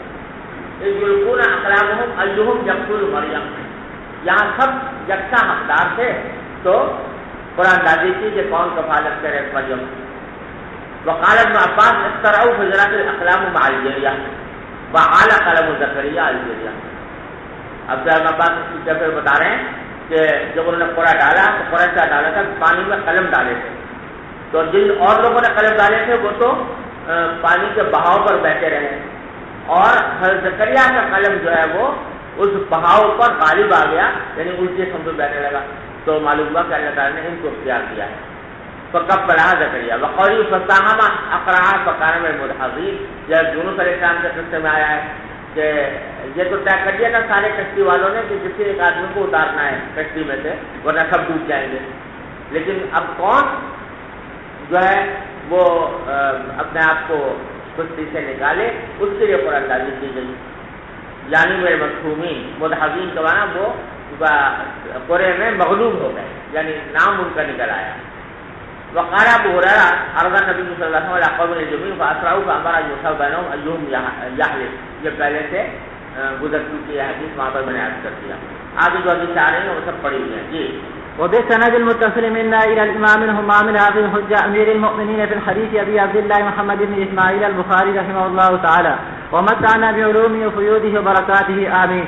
قال حدثنا عمر بن خفف بن غياث قال حدثنا ابي قال حدثنا الاعمش قال حدثني الشعبي انه سمع النعمان بن بشير رضي الله عنه يقول قال النبي صلى الله عليه وسلم مثل المدهن في حدود الله والواقع فيها مثل قوم سهموا سفينة فصارت، یہاں پر یہ کشتی میں قرآن ڈالا ہے یہ دیکھنے کے لیے کہ کون کہاں بیٹھے، اوپر کون اور نیچے کون۔ جی فصار بعض في أسفلها وصار بعض في أعلاها، فكان الذين في أسفلها يمرون بالماء على الذين في أعلاها فتأذوا به فأخذ فأذا فجعل ينظر أسفل السفينة فأتوا فقالوا ما لك قال تأذيتم بي ولا بد لي من الماء، فإن أخذوا على يديه أنجوا ونجوا أنفسهم وإن تركوا أهلكوا أنفسهم. وبه قال حدثنا أبو اليماني قال أخبرنا شعيب عن الزهري قال حدثني خالد بن زيد الأنصاري أن أم العلاء امرأة من نسائهم قد بايعت النبي صلى الله عليه وسلم أخبرته أن عثمان بن مظعون قال لهم ساموا في السفنة، جس کی وجہ سے حدیث ہے عثمان بن مظعون کا قرآن نکل آیا ان کے لیے، یہ جو مہاجرین آ رہے تھے نا، تو کون مہاجر جس کے گھر میں رہے اس کے لیے قرآن نازل ہو رہی تھی، تو قرآن میں حضرت عثمان بن مظعون کا نام نکل آیا، ام العلا کے گھر میں رہے۔ جی حين أخرج الأنصار سكتا المهاجرين قالت أم العلاء فسكن عندنا عثمان بن مظعون فاشتكى فمرضناه حتى إذا توفي وجعلناه في ثيابه دخل علينا رسول الله صلى الله عليه وسلم فقلت رحمة الله عليك أبا السائب فشهادتي عليك لقد أكرمك الله، فقال لي النبي صلى الله عليه وسلم وما يدريك أن الله أكرمه أن الله أكرمه، فقلت لا أدري بأبي أنت وأمي يا رسول الله، فقال رسول الله صلى الله عليه وسلم أما عثمان فقد جاءه والله اليقين وإني لأرجو له الخير والله ما أدري وأنا رسول الله ما يفعل به. قالت فوالله لا أزكي أحدا بعده أبدا، فأحزنني ذلك. قال فنمت فأزيد لعثمان عينا تجري فجئت إلى رسول الله صلى الله عليه وسلم فأخبرته فقال ذلك عملوا. وبه قال حدثنا محمد بن قادر قال أخبرنا عبد الله قال أخبرنا يونس عن الزهري قال أخبرني عروة بن عائشة رضي الله عنها وعنهم قالت كان رسول الله صلى الله عليه وسلم إذا أراد سفرا أقرأ بين نسائه فأيتهن خرج ساموا خرج بها معه، وكان يقسم لكل امرأة منهن يومها وليلتها، غير أن سودة ابنة زمعة وهبت يومها وليلتها لعائشة زوج النبي صلى الله عليه وسلم تبتغي بذلك رضا رسول الله صلى الله عليه وسلم. وبه قال حدثنا إسماعيل قال حدثني مالك عن سمي مولى أبي بكر عن أبي صالح عن أبي هريرة رضي الله عنهم أن رسول الله صلى الله عليه وسلم قال لو يعلم الناس ما في النداء والصف الأول ثم لم يجدوا إلا أن يستهموا عليه لاستهموا، ولو يعلمون ما في التهجير لاستبقوا إليه، ولو يعلمون ما في العتمة والصلح لأتوهما ولو حبوا. بسم الله الرحمن الرحيم. كتاب الصلح. باب ما جاء في الإصلاح بين الناس وقول الله تعالى لا خير في كثير من نجواهم إلا من أمر بصدقة أو معروف أو إصلاح بين الناس. الآية. وخروج الإمام إلى الموادي ليصلح بين الناس بأصحابه. وبه قال حدثنا سعيد بن أبي مريم قال حدثنا أبو غسان قال حدثني أبو حازم عن سعد بن سعد أن أناسا من بني عمرو بن عوف كان بينهم شيء فخرج إليهم النبي صلى الله عليه وسلم في أناس من أصحابه يصلح بينهم فحضرت الصلاة ولم يأتي النبي صلى الله عليه وسلم فأذن بلال بالصلاة ولم يأتي النبي صلى الله عليه وسلم فجاء إلى أبي بكر فقال إن النبي صلى الله عليه وسلم خبث وقد حضرت الصلاة فهل لك أن تؤم الناس؟ فقال نعم إن شئت. فقام الصلاة فتقدم أبو بكر ثم جاء النبي صلى الله عليه وسلم يمشي في الصفوف حتى قام في الصف الأول فأخذ الناس بالتصفيق حتى أكثروا وكان أبو بكر لا يكاد يلتفت في الصلاة فالتفت فإذا هو بالنبي صلى الله عليه وسلم وراءه فشار إليه بيده فأمره أن يصلي كما هو فرفع أبو بكر يديه فحمد الله ثم رجع القهقرى وراءه حتى دخل في الصف فتقدم النبي صلى الله عليه وسلم فصلى بالناس فلما فرغ أقبل على الناس فقال يا أيها الناس إذا نابكم شيء في صلاتكم أخذتم بالتصفيق إنما التصفيق للنساء من نابه شيء في صلاته فليقل سبحان الله سبحان الله فإنه لا يسمع أحد إلا التفت. يا أبا بكر ما منعك حين أشرت إليك لم تصلي؟ فقال ما كان ينبغي لابن أبي قحافة أن يصلي بين يدي النبي صلى الله عليه وسلم.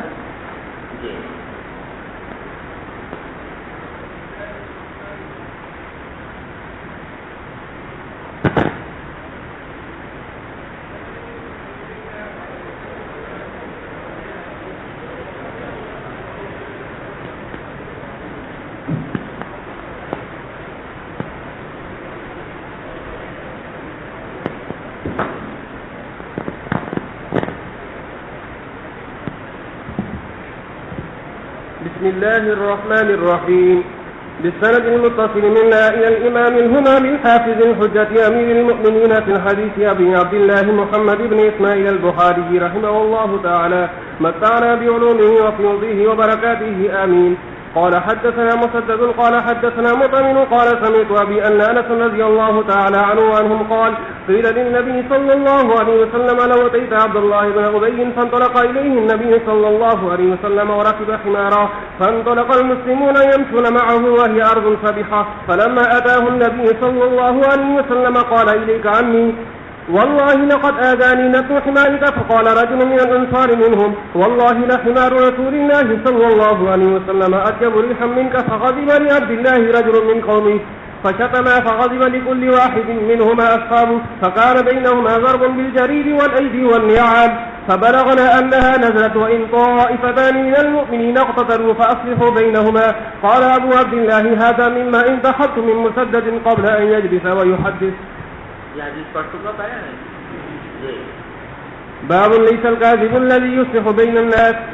وبه قال حدثنا عبد العزيز بن عبد الله قال حدثنا إبراهيم بن سعد عن صالح عن ابن شهاب أن حميد بن عبد الرحمن أخبره أن أمه أم كلثوم بنت عقبة رضي الله تعالى عنها وعنهم أخبرته أنها سمعت رسول الله صلى الله عليه وسلم يقول ليس الكذاب الذي يصلح بين الناس فينمي خيرا أو قال يقول خيرا. یہ حدیث ہے کہ نبی کریم صلی اللہ علیہ وسلم نے فرمایا کہ وہ شخص کذاب نہیں ہوتا جو لوگوں کے درمیان صلح کرائے فینمی خیرا جو بھلائی کی بات آگے بڑھائے یعنی بھلائی کی بات ایک شخص کی بات بھلائی کی دوسرے تک پہنچائے جن کے درمیان آپس میں جب خلیف ہے تو دوسرے تک اس کی وہ بات پہنچائے جس سے اس کے دل میں اس کی قدر پیدا ہو اور یقول خیر یقول خیر کی بات ہے. تو یہ وہی بات ہے جو شادی میں کہیے نا کہ گھروں پہ مسئلہ کام ہے اس پہ حضرات کی کتنا ہمجے تو دو مسلمانوں میں صلح کرانے کے لیے اگر کوئی فرمایا کہ اگر کوئی شخص ایسی بات کہہ دے تو اس کو کذاب نہیں کہا جائے گا. اکثر حضرات نے اس کو معمول کیا ہے توریہ پر کہ توریہ جو ہے وہ کرے کہ ظاہری طور پر وہ بات جیسی نظر آ رہی ہے تو اس سے دوسرے کی قدر پیدا کی جائے اور باقی میں مراد کچھ اور ہو. جیسے کہ مثلا کسی دوسرے آدمی کے دل میں کسی مسلمان کی قدر پیدا کرنے کے لیے، محبت پیدا کرنے کے لیے اور دشمنی ختم کرنے کے لیے یہ کہے کہ وہی بولو تمہارے یہ دعائیں کرتا ہے، میرا کچھ سنا ہے، سمجھے؟ اور مراد کیا ہو کہ وہ ربنا آتنا فی الدنیا حسنۃ کہتا ہے یا اللہم فی المؤمنین والمؤمنات کہتا ہے، جس میں سبھی مسلمان داخل ہیں.